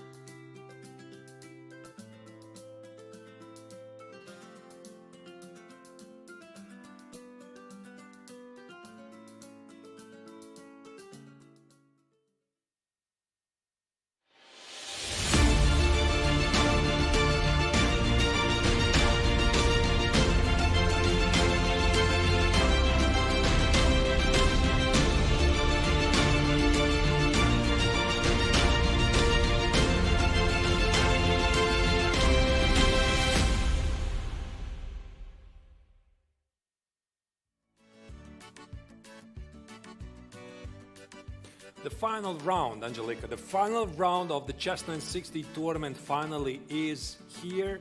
The challengers are still giving it yet another shot, attempting to challenge the masters. The previous round, in round 6, it was a small disaster for them because the masters were clearly superior. They won the total score of 5-1, 2 draws, 4 victories for the masters, one more shot, one more chance to prove. But we're approaching a very, very exciting finish line. A lot of drama in the previous rounds, unexpected results, upsets. How this tournament is going to finish, we are about to find out. Yeah, we're going to have right now all the answers on our questions, and another round of exciting chess of Chess960 here at the 57th International Biel Chess Festival. Today is day number 1, and it's a final. It's a place where you want to be right now to check how this Chess960 tournament is going to finish, because Arturs, this tournament is very, very important. It's very important for the rankings after the whole Grandmaster Triathlon, because who is going to be seated first is going to have the highest tiebreakers. Absolutely, it's very, very important, of course, and I think it's psychologically also very important for the players to wake up with the right foot, basically from the bed, right? So that you feel you're in the pace, because if you start battling Chess960 tournament, it might set the tone for the entire triathlon. Because once again, dear viewers, there's 3 more tournaments coming: Classical, Rapid, and Blitz. Chess960 is basically a warm-up, an aperitif, so to speak, for the main event. And we're here to enjoy it. And let's look at the bird's eye view and see which position actually we have at this round at Chess960, the final round. And we see actually, I can see many e4s on the boards. Almost all games, no, 2 games there are no e4. e4, e5, e4, e5, e4, e5. On 4 boards there is e4, e5 actually. This is very funny. No, on 5 out of 6 played e4, e5 as a first moves. Exciting. Which one should we look, Arturs? Well, then I guess we go with the only board that didn't select e4, and that's going to be the f4. Also, one of the top players of the tournament, which is Pragananda, playing against Donchenko. They're doing really well so far. Donchenko also has a great tournament. But I think they went for they went for f4, f5. Yep. F4, F5. Ooh. Now, this is something else. This is interesting. This is something else. So Prague's mind works differently. So F4, F5, not the bird opening, it's something else. But I suppose all of the players, they want to fight for the center in one way or another. Most likely, yeah, for sure, because it's very important, and especially in Chess960, it might be very crucial very early on, like in a few moves. You can already have a very, very decent advantage. The only problem is that you don't know exactly that, because there is no real theory you can study, or there is no real preparation you can do for it. So you just have to trust your guts and just calculate the position and check all the threats from your opponent. So what can be an idea now? How would Pragnanda proceed over Angelica, here? I really want to set up the Marazzi. Can I do it? You want to play e4, d4? Yes, that was the idea. Go, E4, let's knight go. E4, D4, G3, knight F3. But I'm sure Prague is not going to do it. He's too creative Why? for that. I don't know. You have a feeling? He's too creative. He's going to find something else. This is like the standard way to play again. Put the pawn on D4, F4, play knight F3, protect the pawn on D4, try to squeeze the opponent. I'm sure that Prague is going to choose something else. Yeah, he's And going he did for it. knight f3. Yeah. Yeah. First developing. I mean, it's still an option, right? Like, it's not. You shouldn't exclude that he will not play it, but yeah, for now he decides to go for the other way. Knight f3 is been played. Yeah, the question is d5, completely blocking, creating so-called stone wall might be an idea, but then you're weakening all these dark squares on the e5 and g5. Do you really want to do it? I don't know. It's something I'm sure that Donchenko is considering. No, he just decided knight g6, just in case, snatch the pawn. Maybe now. Maybe he knight can play knight d5. f6. We have a symmetrical position again. Because why not? Yeah, it's entirely possible. I mean, Okay. there's a fair chance that this position might just reach. Oh, wait, actually, I'm thinking after black's d5, Angelica, maybe Prague doesn't have to play d4 because he already controls d5 square. Yeah. He would just play d3 and bishop c3. Yeah, I think d5 would be a huge weakening of the dark squares. I personally would not go for it. Like, it looks so much weakening. You clearly have not played the Dutch defense, Angelica. I'm not. Because I have played. I have I always don't mind played it. against it, so so I like to play against it. You got it. I would love to play white here, yeah. But yeah, we will see. I mean, maybe it's not necessarily weakening that much because potentially there might be bishop f6 and some also break with e5. Actually, I would like to remind you, Arturs, do you remember like our first position which we had in the first round today at the Chess960? Do you remember? no. There What was, it? there was, the bishop somewhere here, yeah? yes, and where was the king? Do you remember where was the king? The king On was, g1, rook at h1, rook at f1, was it? and look now here, we have king on b1, rook on a1, and rook on c1. Okay, yeah, it's... Something okay. similar. So you're hinting to, again, the possibilities to castle a very, very long, short castle. Yeah, it might happen. It might happen. We don't know. We don't know what's in minds of the players. For sure, all kinds of scenarios they're considering here. But yeah, it's something fun, and we're looking forward to some short, long castle. All right. You're right. Angelica, don't you just decide to play knight f6, and I'm not going to reveal my cards. I mean, you are the one. Do it first. For example, if White plays d4 himself, maybe Donchiko now can play d6, not weaken d5 square. I could easily imagine also some sort of a4, a5 being a possibility here, grabbing space. But of course, black could respond with a5, c4. C4, very interesting approach. So he's blocking all those d5's idea to create some stone wall to try to play kind of a Dutch defense. What? Draw? Draw was agreed? I am shocked. What? I don't think I've ever seen a quick draw in Chess960. This is absolutely That is incredible. that is so anticlimactic. Wait a second. Wait a second. That actually means a lot for the standings. I believe that Donchenko is already a winner of the challenger section because he had a lot of wins, so he's for sure in the first place. But for Prague, right. it's not so clear. For Prague, All it's not. right, okay, that was a bit unexpected. Clearly, the players are happy with the result, but we are not. We are not Okay. happy. We're not happy. All right, it's been a long day for the players. Of course, they know that it's only a warm-up tournament for the main event, and that's why, okay, fine, you're doing great. Let's just make a draw. We are the strongest players here in the tournament. Oh, I see why they do it. They did it because, you know, Chess960 scoring system is not adding to the general system which we are going to have. So for each game, normally they would fight so much. But in this case, if Donchenko is the first in the challengers, Maybe Prague doesn't could need- be also securing something himself in the Masters. no, actually for Prague, it's very tricky because right before that, he had 5 points together with Haik. So now he has 5.5 points. So if Haik manages to win the game, he will be winning the Chess960. I This is see. crazy. Okay, so maybe let's go to the bird's eye view and see how the players are doing, and we could also keep a close eye on Haik Martirosyan's game because he might have a say what's happening in the Masters. Do you want to jump Section? in straight to his game right now? We are going to do it, but let's first, I think we are going to go there anyway, but Yeah. first let's appreciate what the players are trying to conjure Yeah, let's see. on the boards. So I really love what like Wang Liam is doing. I mean, he has the pawn on a4 and the knight on h5. All right. Looks very unique.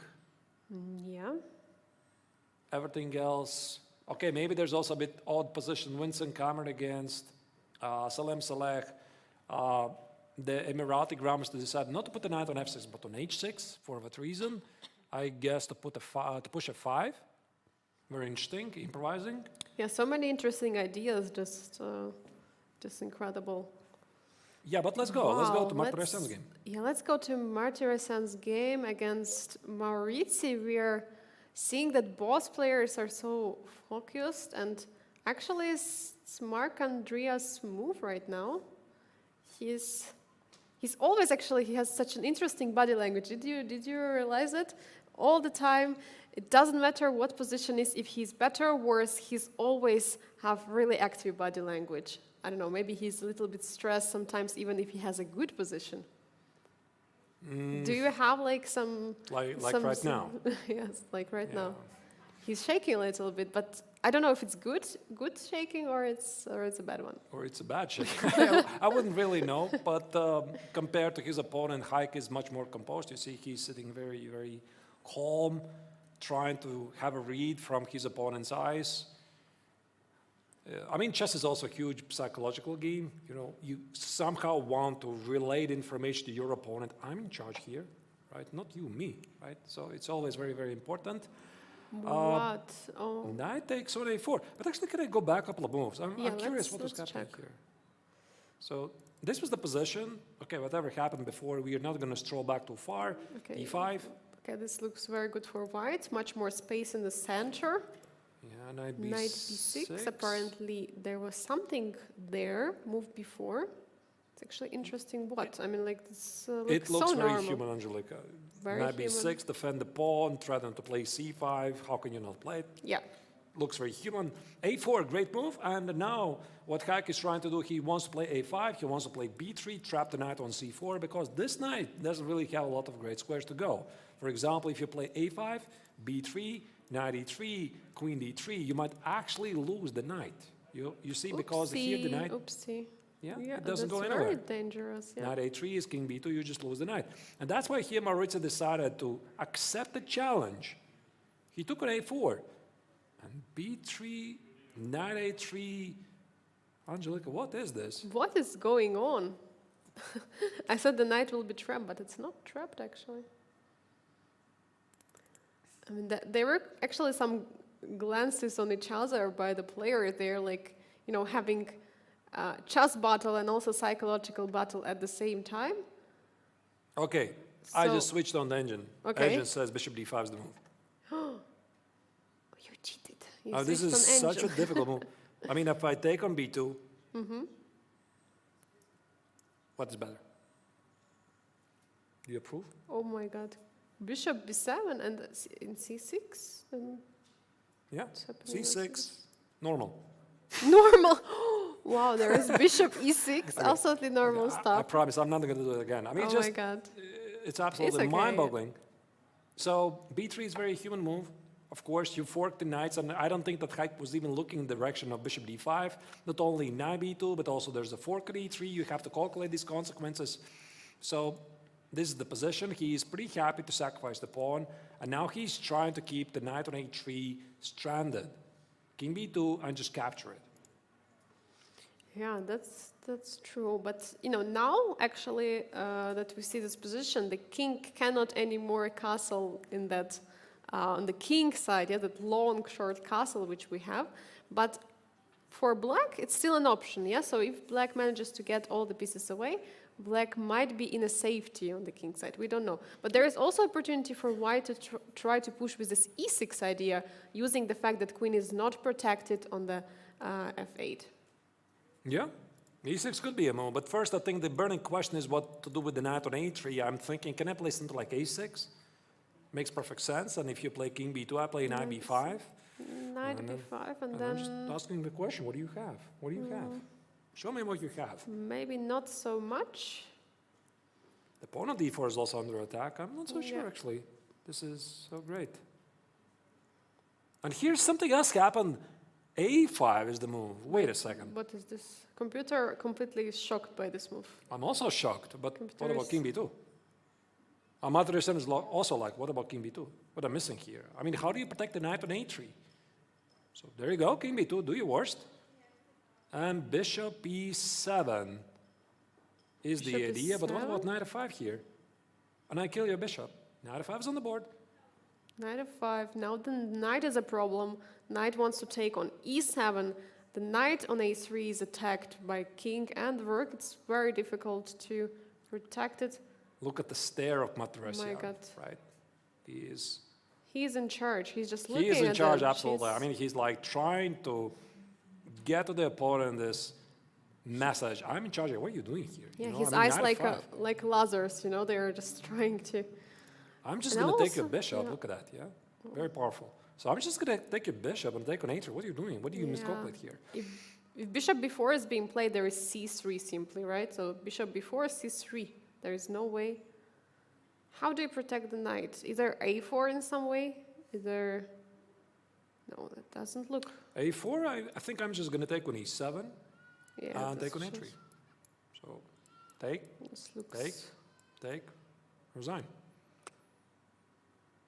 There's nothing. I mean, I don't see what after knight f5 you can even do. Wait a second.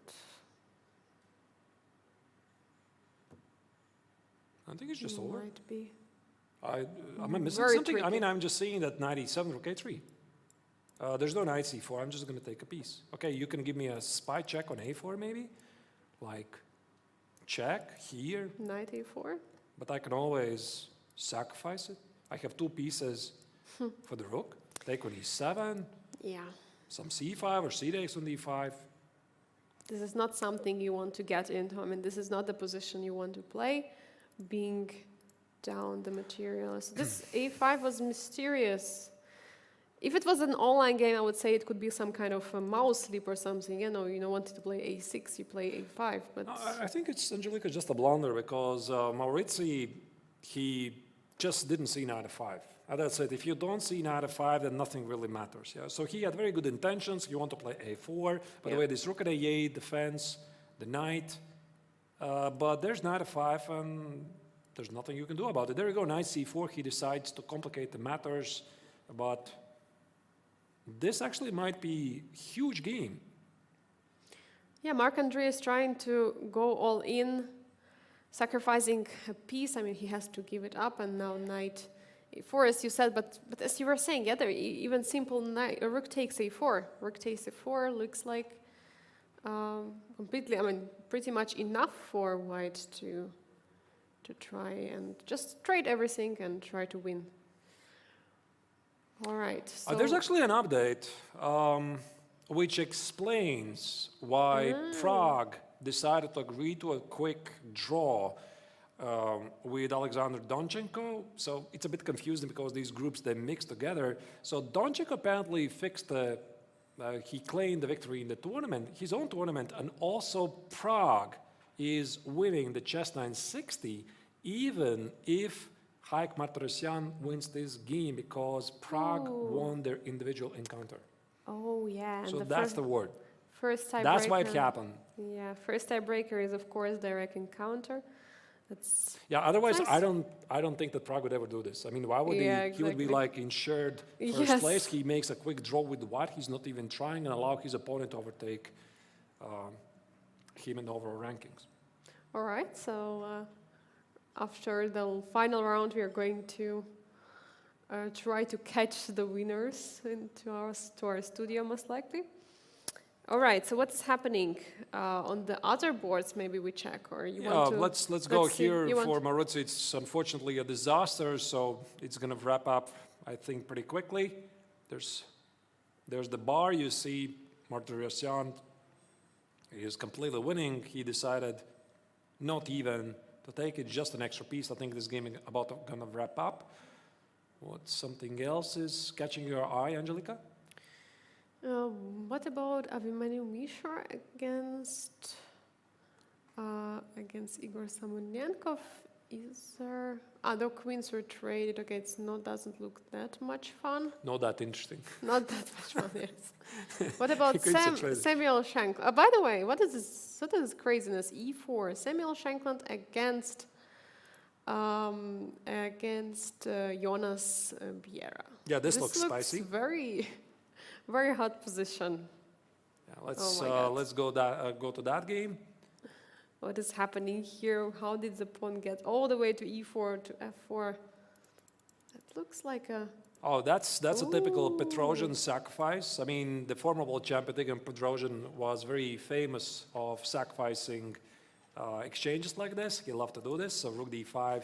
Clearly, Sam shows that he has studied some classics. So the idea is that he, I don't know, with either the c pawn or the e-pawn takes on d5, creates a passed pawn, and tries to open up his bishops.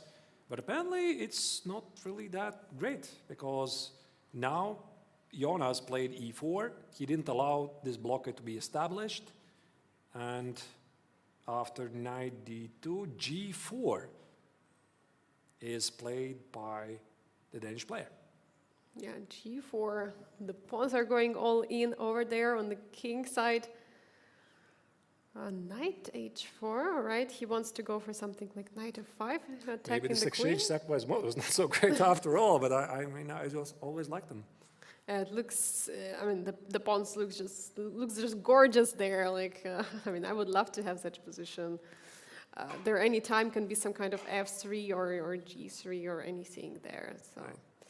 so There we see also the players there, and yeah, we can see that how Jonas is looking at the king side. He's like, I want to push the pawns. Would you push somewhere here? Yeah, definitely some f3 or whatever. Okay, So g3 is being played, so he's to secure the knight on h4, f3 definitely is there. Yeah, So I think black has the exchange and the compensation for it. Yeah, but I think if f3, then the attack is going to be stopped, like queen e3. And You don't want to play f3? Not really. I mean, I'm considering e3. Yeah, that's what I'm looking at. E3 looks very spicy. I don't know, some I knight don't know. h5. This is crazy. It's very complex. Maybe knight e4. Hit a pawn. There's also the Just bishop on attack the c7, pawn, looking the yes. pawn. Could be ideas like Yeah. this here, knight e4, queen h4. Somehow there's a mate. Yeah. Then bring in the rook, long castle finally. Hopefully we'll see long castle. Yeah, you're right. E3 looks very nice, and you can see the young Danish players looking in this direction. Clearly, his eyes are not catching whatever's happening at the queen side. No, rook e8. So what do you He's being think, cautious. Artur's will at least one challenger manage to score a win in this round? What do you think? Will Jonas make it? He's definitely on his pace to do it. For some, the tournament has been a bit disappointing so far. So he started with several losses. Then he managed to stop the bleeding and recover. But I don't know, maybe it's the jet lag. Difficult to say, because he flew in from California, crossed 9 time zones only a couple of days ago. It's not easy. So he was the last-minute replacement of Javohir Sindarov, who had some visa problems. And Sam was very, very happy to help us out and be a very strong substitution. Yeah, exactly. But now he's kind of struggling here with the white pieces against Jonas Biel, who is actually a challenger. So he's challenging him. Bishop a4, for some reason, is saying it's a missed opportunity. I don't know. Should we trust this engine? I mean, it looks very human, It looks right? So human. black put the rook on e8. Why don't I play bishop a4 and try to hit it and push it away? Maybe there's something concretely wrong. Again, maybe something like e3, but try to figure it out with only 4 minutes on the clock. Like, All right. do you play e3 here? I don't think so, no? e3, E3. take on e8, take on f2. Why I would I think want to do that, it's right? too much. Yeah, much, it's yeah. too much. I don't understand why would I want to do this. So I think if I'm sitting here from the black's perspective, I think I'm knowing that I'm doing great. I have the exchange, I have Yeah. the great pawns on the fourth rank. So why should I sacrifice this exchange? You have an attack. You have you're up material, so you don't need to do that. You just have to long castle at some moment, bring the other rook into the play. Maybe Jonas is thinking for so long because he just missed this move, but But that's what why is he the doesn't want threat? to But move what it. is the threat? If you move the rook, what is the threat? What does like rook rook goes here, f8? Yes. rook f8. What is the threat? By the way, he Then- did then- play e3. He did play e3. No, he played rook f8, rook e1, and now he played e3. Okay. So Same idea. Another move order, but the same idea. Yeah. Yeah, I think white is about to suffer because of this weak pawn on g3. So f takes, here takes, knight h5. Yeah, It's very it's bad. very, very annoying. Another knight is coming somewhere to e4 if you play knight f1. So it's very difficult to find a way to protect here. I mean, there could be even some sacrifice on f1 and knight g3 and queen h4. Yeah. It's very easy to find these ideas for black. Yeah. Very difficult to suggest anything good for white. I Yeah. think that Biel is going to be one of the first challengers to win. Yeah, black's Against the pieces master. just rolling over all the white's pieces. It's very, very tough. Very tough time for the US Grandmaster. Let's go to the bird's eye view and Yeah, see let's if there's check. more games. Let's check if there are more battles to check out. So, what looks interesting to you? What about the game Liam against Vaishali? Maybe we check that out. What's All happening right, there? give me a minute. Kwang Liam against Vaishali. He has a dominating position, two bishops, two beautiful bishops. Black has a weak pawn on e6, weak pawn on a5. This probably somehow combines together in a depressing position. Is there still some chances for black here? Because we see that No. the evaluation bar is No, I not don't. liking black's position at all. I don't think so. Yeah, not much, yeah? Two bishops are simply way too strong. Yeah, these two knights, they're not doing much.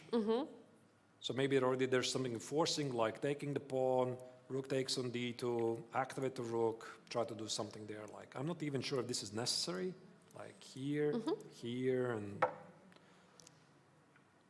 Yeah, this looks... yeah, but why would I want to do that? Yeah. Yeah, you don't have to, yeah? If you, Yeah, I don't have you to, can but- always to just put pressure. Yeah, I could just play d3, just protect the pawn. Black probably plays rook a6, Yeah, hold on. But you know, Angelica, we've seen even more depressing examples where black was able to escape the draw, like this game of Maurizio against Shankly looks so bad. Yeah, exactly. Somehow he escaped. Yeah, for sure. So anything can happen, of course, especially once the players approach the time trouble. Rook a5 is played. Rook a5 is played, yes. So rook d2 is being expected, right? So rook d2. Maybe there could be some counterplay on the second rank. Yeah, what do you think? Could there be some... okay, rook c6 is not really possible. Answering a Okay. question from the chat, will be there interviews today? I think so, yeah. There will be interviews with the winners. We So- hope so. We hope so. We hope they don't Run away? run away. Yeah. We hope they stay here. So we would love to hear what they have to say about their experiences in the tournament, in the city of Biel in general. All right. Yeah, so what happens now? Bishop f2, there goes the exchange. Yeah, I just missed it. But this was a very nice sequence, actually. Look at this. Yeah, so this entire sequence of rook a8 check, king d7, king c1. You couldn't go anywhere to the second rank. The only available square is d4 and bishop f2. Just get extra exchange. Yeah, that's a bit tough, and maybe it's a time for us to check another game. Let's do that. Let's go back to the bird's eye view and see what else is happening there. The final round is wrapping up. Maybe let's see a battle of the two youngest grandmasters in the world at this moment. Abhimanyu Mishra against Igor Samonenkov. It's a very interesting battle. What is happening there? It looks like Mishra has Wow. dominating position, beautiful rooks at h5. There's threats like bishop b3, some are rook h8. Actually, Angelica, a puzzle for you. No, yeah, rook h8 and bishop h7, so Okay, nice. this is probably not going to happen. Yeah, but it's so nice. It's pretty cute. This is very cute checkmate. Yeah, not the most usual, not the most usual idea because seemingly the h8 square is protected, the knight protects it, so black should be very careful not to blunder this. Okay, bishop f7 maybe doesn't make a lot of sense, but it could happen. Yeah, it can happen. So rook d8 was played. I mean, Igor is trying somehow still to stay in the game, but it's very difficult with such a strong doubled rooks on the h5, right? It's how do you actually protect from it? Like how do you stop an attack? Yeah, somehow, Angelica, I feel there should be a killing shot somehow. the crash through. I do not necessarily see it. Maybe just take and play rook h7, and we'll hit the pawn on c7, play bishop b3. Like this. Can I do this? Like this. And if you play rook d7, I was hoping there's going to be something here, but maybe there's nothing. Maybe now knight h4 is Knight not h4, I just take it, I knight guess. f5. Go There is back. nothing. Yeah. Yeah. Knight h6. Yeah. Okay, doesn't really work. Bishop e3. Yeah, maybe this is the position where you don't rush it, but Maybe there is some knight. knight No, g5? knight g5. Maybe just play positionally knight e2, knight e4, put the knight on e4, then play bishop b3 at the right moment. This threat is always there. You're kind of hoping for bishop f7. I don't think it's going to happen. Yeah, for sure. That's a blunder which will not happen, but the position looks very dominating here for sure. Like, I don't know if g4, g5 is an idea, or remaneuvering the knight to g5, e4, or g5 actually h7. Yeah, like what about king f7? Wait a second. Yeah, the king is not feeling welcome there on g8, so removing the king from the equation makes perfect sense. Which it looks like so awkward. Bishop b3, there is nothing. Knight g5 makes sense, knight e2, knight e4 makes sense, bishop b3 makes sense. Knight g5. So what do you do on knight g5? You go. Okay, knight g5 happened. Yeah, knight g5 happened, check. Yeah, looks great for. Knight e4, a mistake.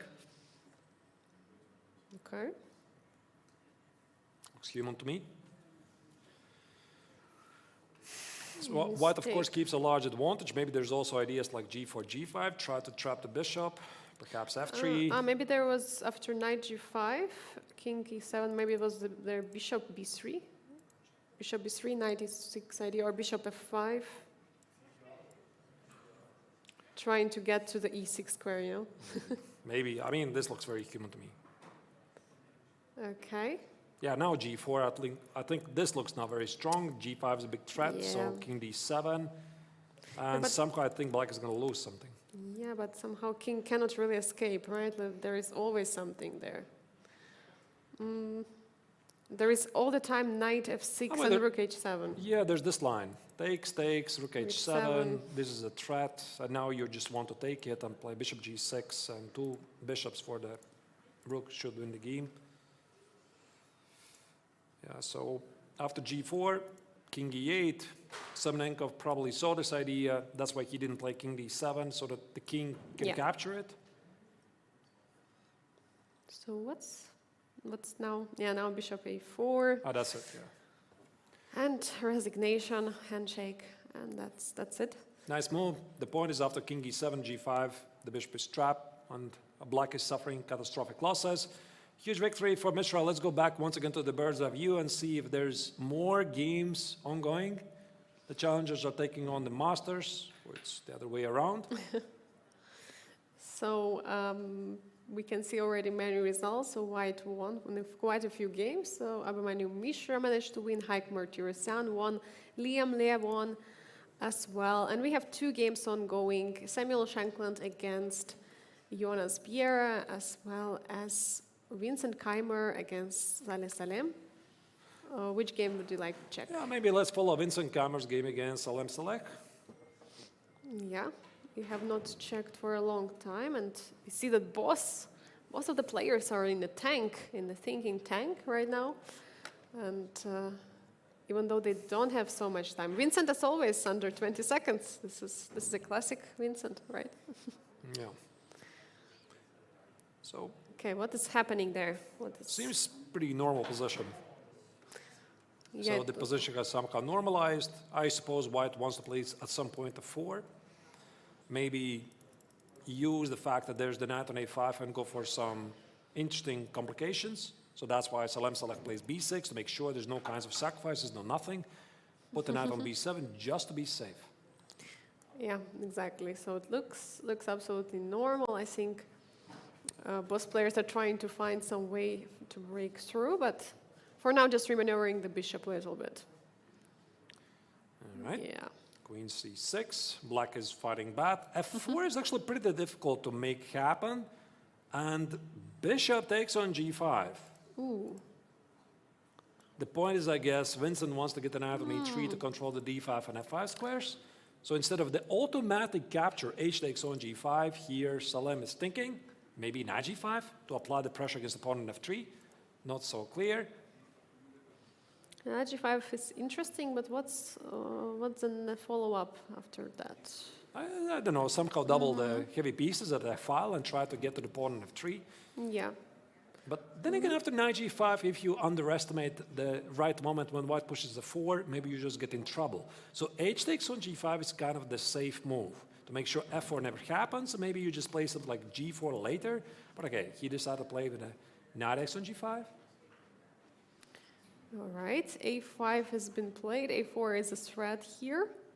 So Salem is trying to push also on the, trying to push over there on the That's side. a nice move. Danger marks is the Ooh. mistake. I like it. Bishop b5 is the big threat. Trap the queen. The queen is almost trapped. Queen has to go back. Bishop a5. And where does the queen go? Maybe to h5 attacking, or there is c6 there blocking.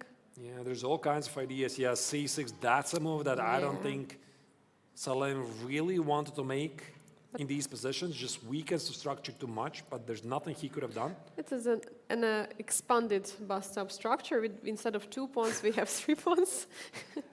But I thought that maybe b5 and then a4, but he's going for a4 instantly. a4, b5, I don't know, knight c5, something, queen Yeah. e7. All right, so I think that Keimer here is taking over the game. So there's a very, very nice close-up view to the board. Both players- players are low on time, very much low on time. Knight f5, knight e6. Now I think that Salem Select probably regrets by not taking with the pawn on g5 because Keimer already can take it. There's major weaknesses. The pawn on c7 is weak, queen e3. White goes for a very strong counterattack. The pawn on b6 is very difficult to defend. c5, just ugly move, but maybe that's what you have to do to protect it. Yeah, maybe that's the only way to protect really the pawn and also the position of the king. Knight c5, what about some b4? Double the rooks at the d file, yet another easy move by Keimer. You mean rook d2 right now? Yep, Rook d2, rook d2 looks okay. great. Apply pressure against the pawn. No, he just took the pawn on h6, why not? Go An back extra and then pawn double is the always rooks. good. An extra pawn is always good. So, okay, now queen h7 check or queen goes back. Queen goes back. Oh, there's something that There. Salem wanted to do, but he changed his mind. Okay, rook f6, rook d2. I think Keimer's going to win this. d5, final, d5 is opening final up. shot. It's too much. Oh, wait, just a second. You can't take on d5. The knight is hanging on f5. Oh, and now knight has to go back. What about some b5 maybe? That was quite a miss by Keimer there. That was missed. Still Queen in f7. charge, extra pawn, should matter. So now knight is protected. He can take on d5. Now he's capturing. What happens after pawn takes pawn? Knight b5 is a very strong Ooh, move. That's Yeah. a strong move. That's really nice, yeah. Yeah, that's a move that What to play? What Salem to play? select. He goes for it. Ah, there's queen a5 as well. queen. Oh, I also There- missed it. Yeah, I also there- missed it. Now everything just falls apart. Knight b5, Oh knight my e. There's God. everything just going on. 2 extra pawns for white. So There is Knight knight a7 e6, knight a7, somewhere. yeah. knight a7, queen b8. I think this is also a major threat. 2 seconds, 1 second, resignation. Yeah, that looks like a... So Keimer managed to win. Finished the tournament of the victory over yet another challenger. It's been really tough. In the meantime, Shanklin won his game against Biel? What happened? Wait, wasn't Biel winning? Is that even possible? Wait, how? Is it legal? did they flip the card in the middle of the game? It is probably illegal. Yeah, it's indeed winning So- position. We did see what we see, right? I mean, there was this Yeah. position where the Biel had an extra exchange, beautiful pawns of the fourth rank, and something happened. So can we very quickly check the bird's eye view if all the games are finished? I think they are. So as the players are freely discussing there, Kamer is discussing something with his opponent. You can see they want to share the thoughts immediately. There's the results. Yeah, all the games are finished, Angelica. Yeah, all the game has been finished. We had a draw, Ragnante against Alexander Donchenko. We had a very quick draw there. Sam Shankland managed to win against Jonas Bier, surprising for all of us. Vincent Keimer manages to win with time trouble against Salim Saleh. Liam wins against Vaisha Lee, as well as Haik Martirosyan winning against another challenger, Marc-André Maurizi, and Abhimanyu Mishra is winning against Igor Semenenko. Arturs, what a round it was for the for the challengers. Very tough time they had. Yeah, very tough time once again. So the challengers are suffering and masters delivering the lesson. So it is what it is. So still very exciting tournament. And there's one more action that is coming, is that we are about to have a couple of interviews with the winners. So they're gonna probably share their experiences. What happened in their tournament? So maybe some of the, I don't know, insights, their experiences here in Biel. You probably could also use this opportunity to ask some questions, but dear viewers, in the meantime, we are going to make a very short break to come back with the interview with the two winners of the Chess960 tournaments, Prague and Alexander Donchenko. Stay tuned, hope you like it. The main event, the interviews are still coming. See you in a minute.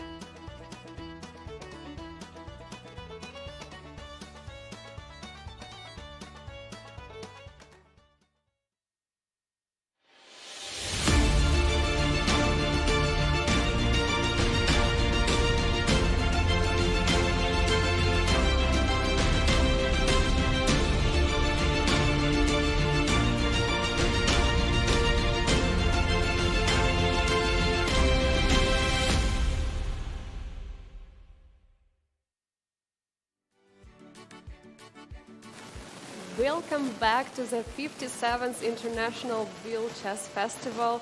And we are having here with me Pragnananda, the winner of the Chess960 Master Section tournament, and Alexander Donchenko, the winner of the Challenger section of the Grandmaster Triathlon Chess960. The first day has finished. Guys, what are your emotions after this day, Prag? Yeah, just a bit tired, so decided to decided to offer draw in the last game. Yeah. And in this tournament. Okay, Alexander, you offered the draw. No, Prague played the last Ah, one. you No. played. Yeah, you offered, played. You yeah. played the draw. So you were just tired and you wanted to finish the day off already. All right. And how was it for you? Like you were actually scoring quite a few points ahead of the other challengers. Yes, and in fact, during almost all of my initial 5 rounds, I just got very unclear of bad positions, and then in time scrambles it somehow worked out, but I wouldn't say it was very convincing. Still, my reward is effectively half a point in the standings for this. Prag, it's first time for you here at the Masters tournament of Grandmaster Triathlon. As you already mentioned, you were supposed to be here a couple of years ago. How do you feel yourself now? So the first game is over.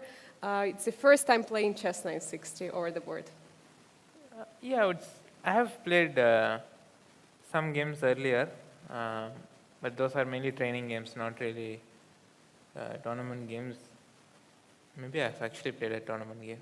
But okay, this is like a serious one, and I was just excited to play. But maybe for 960, this time control is a bit too short.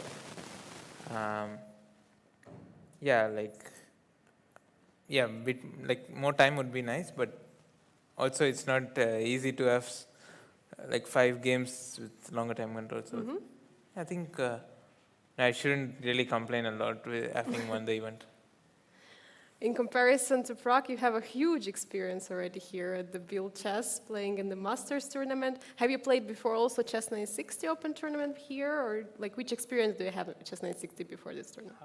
I have not played the 960 in the Open, but I believe it was in 2020. I was a last-minute replacement for, I don't even remember who, in the 960, only 960, after which I left. And also I played 960 probably a few tournaments here and there with mixed success, but I think it's quite fun occasionally, but you have to take into account that if people have the time to punish mistakes, unlike here, then some games can be decided in 15 moves, and then it's just slightly different. So once you found out the regulation of Chess960 and you found out that after the round robin, challengers are going to challenge the masters, what were your thoughts on that? How did you find it? Was it interesting for you, type of a change of the format, Prag? Yeah, it's an interesting way. I don't think it was. It has been done in any tournament, and Yeah, it's the first time. yes, yeah. I mean, they do get an opportunity to play all the Masters players. So. And Alexander chose you for the second round. Yeah, I was one of the players who got chosen in first 2 turns or something. So. All right, and for you, Alexander? I think it's a nice opportunity since it shouldn't probably not affect the standings too much, and still it's a nice chance to maybe play players against whom you've never played before, or very few games. For example, that's why I chose Kwang Liam.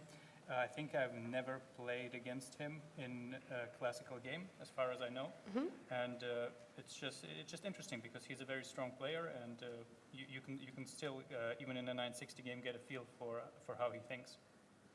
So would you have liked more to that more organizers would have mixed time control plus Chess960 as a whole event, or you prefer to stick to the single format? Yeah, I think I'm okay with playing anything. Nowadays we have all sorts of formats, so I'm really okay with playing any format. And this one, we have had the triathlon for quite some time already, so I've been watching the tournament for a long time. And you, Alexander? I believe one of the years the 960 actually counted for the total standings with the points scored there. So that's definitely also an option. And in general, chess is getting faster. Some people like it, some don't. I generally still prefer classical chess always. But if you already basically mix and match the time controls, then you might as well embrace it and give the players a lot of things to play with. Have you guys had some special preparation because you knew that it's going to be the first day and you're going to play Chess960? Have you tried to play more Chess960 online? No, not a single game. Not a single game. So that was a good preparation since you won. That was Yeah, good I mean, I away, got lucky in few games, so I can't Yeah. really say I played really well, but okay, sometimes you need luck in these tournaments. Yeah, but you take the win. Yeah. All right, and for you, have you prepared somehow? I did not do any specific Chess960 preparation. I think more than Chess960, these are rapid games, and this is basically more important than a Chess960 part. So if you manage your time well and don't get into time trouble instantly, you generally have good chances. There are also some questions from the chat from the dear viewers, and the question is to you, Prag, like your top seed in the field. I actually already asked kind of this question at the opening ceremony that chat is asking like, do you feel like it's going to be easy for you because you're a top seed at the tournament, but okay, all the rest of the players are for sure very strong. How do you feel it? How do you approach the overall tournament, Grandmaster Triathlon? No, it's not going to be easy at all. I think almost all of them had a better rating like 2 months back. They just had one bad tournament, and yeah, it's kind of sad that I have to play them when they're like having lower rated. But, I mean, less rating, but we all know how strong they are, and yeah, all the players are extremely strong. Yeah, the question to both players regarding the draw offers, since we had the draw offers. So, do you like the draw offers generally in the events, or do you think that banning draw offers would be better? Yeah, I don't really think too much about it because I don't generally offer draws early. But this was one of the cases where I thought I'm anyway winning the tournament, so I didn't. Didn't really want to play another game as we already played 6 rapid games.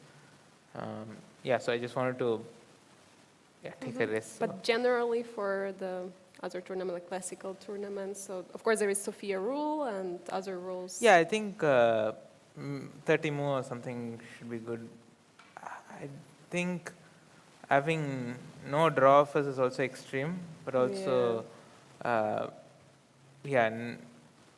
I mean, it's interesting for the spectators, so I don't really mind anything, to be honest. And for you, Alexander? Well, I believe that how it's done here is actually pretty well, because fast time control games, there are usually very few early draws. This was an exception because neither player really had anything to play for. But in the classical tournament, it's okay to, let's say, ban draws for X number of moves. Probably not altogether, because this can lead to silly things, like playing a completely drawn endgames because you're not allowed to make a draw.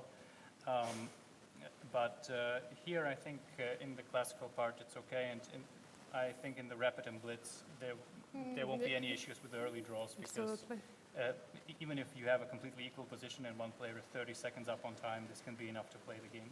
Yeah, the time is going to be decided. The other question to Prag from the viewers, so we were actually looking at the camera after you played your game against Alex Salem, and you were analyzing something for a very long time. Was there something special there in analysis, some confusion, or what was happening there? No, the position was very interesting, and there were many tactical ideas, so we were just very interested in the position, and we were trying to analyze the game, and then we realized we have to start the next game, so then we stopped finally. But if there was no next game, I think we would have gone on and on. All right. So generally about the Chess960, how do you approach this format? Like, do you try to get some much more known position, much more known pawn structure, or how do you find the way you're playing? Like, which strategy do you choose? It's so difficult? Yeah, yeah, honestly, I don't know. Like, I haven't really studied so much Chess960 because I haven't played many tournaments, and yeah, I also decided not to play like the 960 when there was like few months back this tournament in Weissenhaus.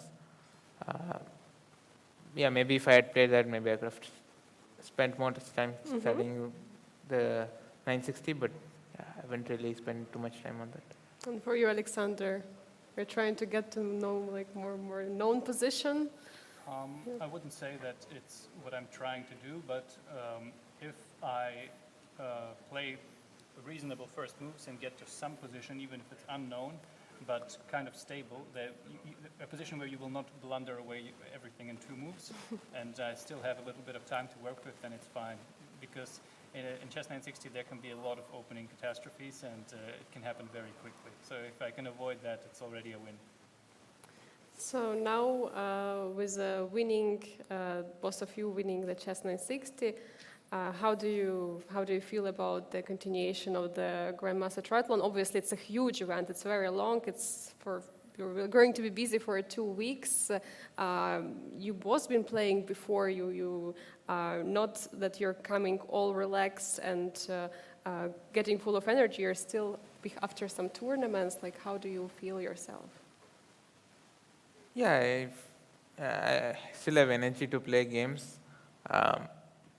But still, like playing so many rapid games in a day, it's tiring. And but yeah, tomorrow it's going to be a shorter day with 5 rapid games. So yes, tomorrow starts the main fun. The so to main say. fun? Yeah. All right, and for you, Alexander. I would say today was probably one of the hardest, if not the hardest day, time-wise, because most of the time you will not play for at least 6 hours, so how long we've been at it now. And I mean, I'm quite optimistic. Obviously, the result is very good, but I wouldn't put too much into it since, again, these are not your standard positions, and some people are much more comfortable if they can blitz out their repertoire for 20 moves. But I think it's a good start, and like I said, now I have a virtual half point over everyone else, so that's something. Some chess players have an opinion that normal chess is like approaching the dead end, and Chess960 is going to be a solution. What do you think about this opinion? Like, do you agree, disagree about it?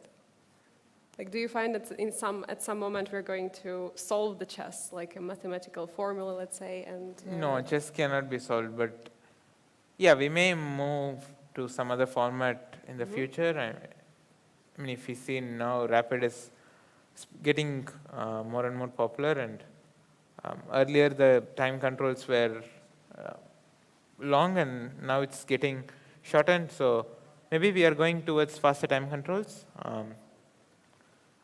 Yeah, maybe in the future we will also see 960 events, more 960 events. But for me, like I don't really mind playing anything, to be honest. And for you, Alexander, do you agree with Prag? I would say that in a way chess is already, well, not mathematically solved, but everybody knows it's a draw. Everybody knows you can let the computer run for hours and it will show you the draw. But so far there are still plenty of fresh ideas, and we still get new and exciting games. If we start getting duplicate games at move 35 every single tournament, then you might think about changing it up. But so far I think we're doing quite well. All right, guys, thank you so much. We are sorry for keeping you so long. You're both very tired. You need some rest, and you also have to attend the closing ceremony. Thank you so much for joining us and answering our questions. Thank you. Yeah, thank you. And best of luck. For tomorrow, there's going to be a rapid tournament, so the fun is going to start as Prague, you said, yeah? Yeah. Okay, so dear viewers, I would like to remind you the standings after this round. Here we have actually the game results. Pragnananda and Alexander Donchenko, they were both in the studio. They played a draw in the last round. Winning, they went, sharing the point at the end. Sam Shankland managed to win a crazy game against Jonas Biel, and it was it was really a huge chance for that Danish grandmaster, but unfortunately to him, Sam Shankland took over and won in the end game. We had Vincent Keimer winning against Saleh Salem and Liam Le winning against Waishali. Haig Martirosyan managed to beat Mark Andrea Maurizi, and Abhimanyu Mishra won against Igor Semenenko. So in the final round, where challengers were challenging masters, actually masters won their match. And I think we can get back to the studio, and I have magically appearance of my co-host, the one and only Arturs. How are you? Yeah, Angelica, I'm back. What I'm seeing here on the screen. Okay, so there's something what is happening in the background during the break. Yeah, the tournament is over, and while we are waiting for the official final results, I would still like to go back to a couple of games that happened in the previous round, but I'm also getting the word that the standings are there. It's your call, Angelica. Yeah, we can go actually to the standings, right? Like we had a very long day, and Yeah, let's start with the standing and see where it takes us. So this. no. All right, let's first check the games. Maybe there was some interesting Arturs you said, and maybe for the viewers. It was actually very interesting. Right before an interview, something really special happened here. So we were waiting to start to go back to you with Prague and Alexander. When Alexander saw the computer and saw chess.com and said, "Oh, 3 minutes till the start of the stream, then I have time for a puzzle rush." And he just did the puzzle rush run right before the interview. What a was the chess score? player, 38 in 3 minutes, but he had some problem there because he was always having every position from white side. So even if it was black to solve, So I understand. I mean, 38 is not really so great, actually. I think my own high score is something like 50. yeah.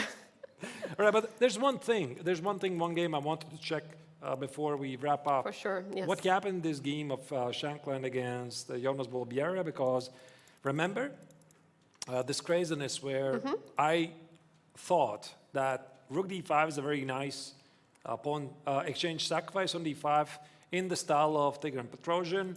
E takes on d5. Here, Biera accepted it, and we left it about here, where it felt that here the young Danish player is completely in charge. Then last time we came back, Shankland was winning. Yeah. Right? So this was probably the best chance for the challengers to try to win a game, snatch a game away from one of the masters.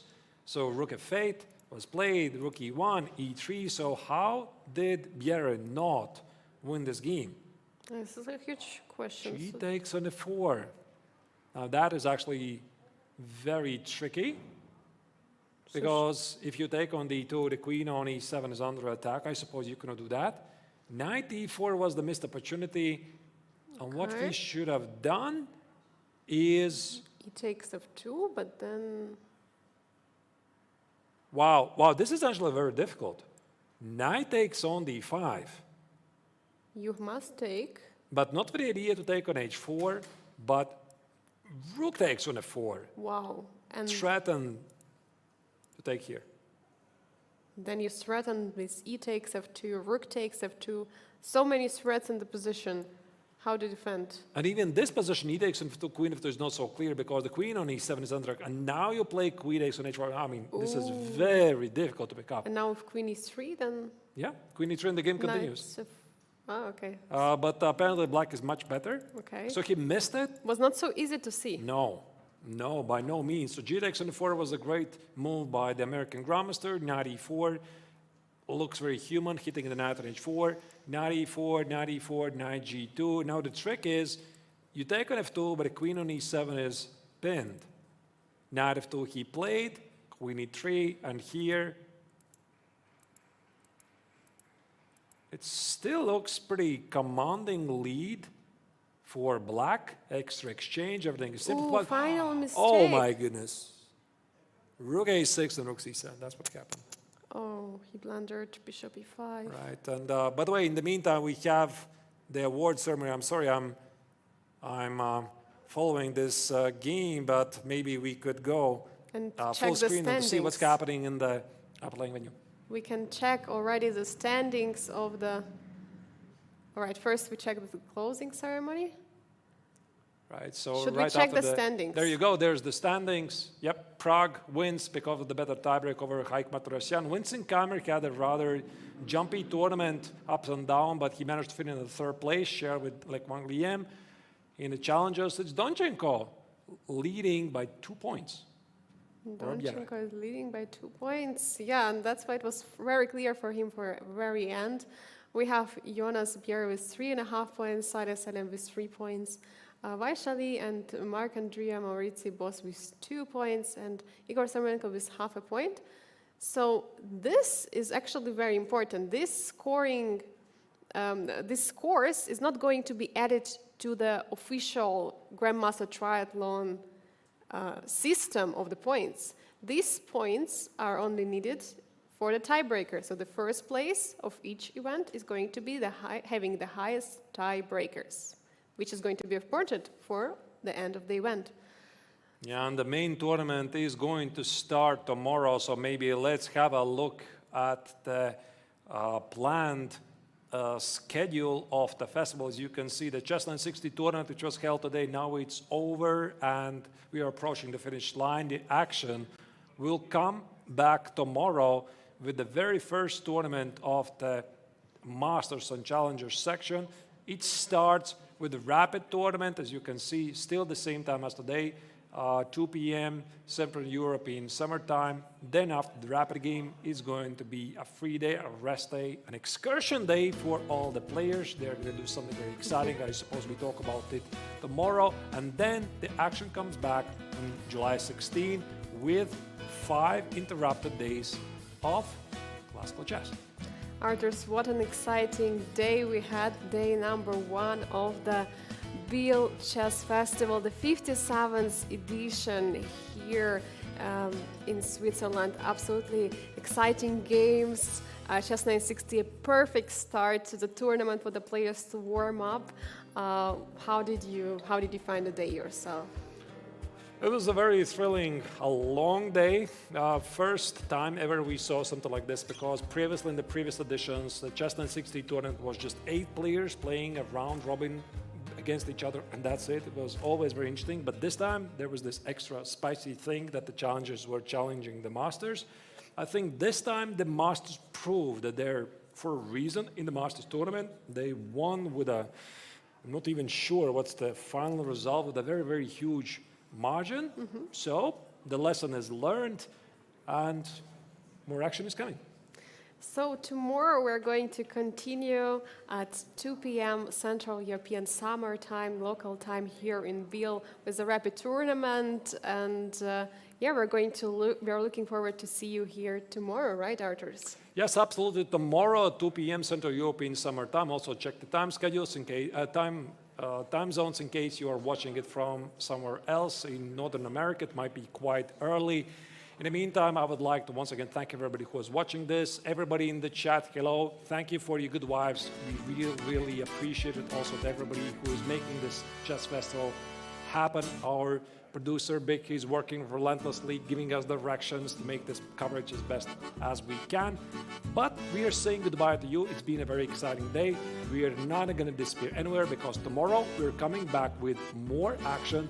Stay tuned. Have a great evening. We're saying goodbye from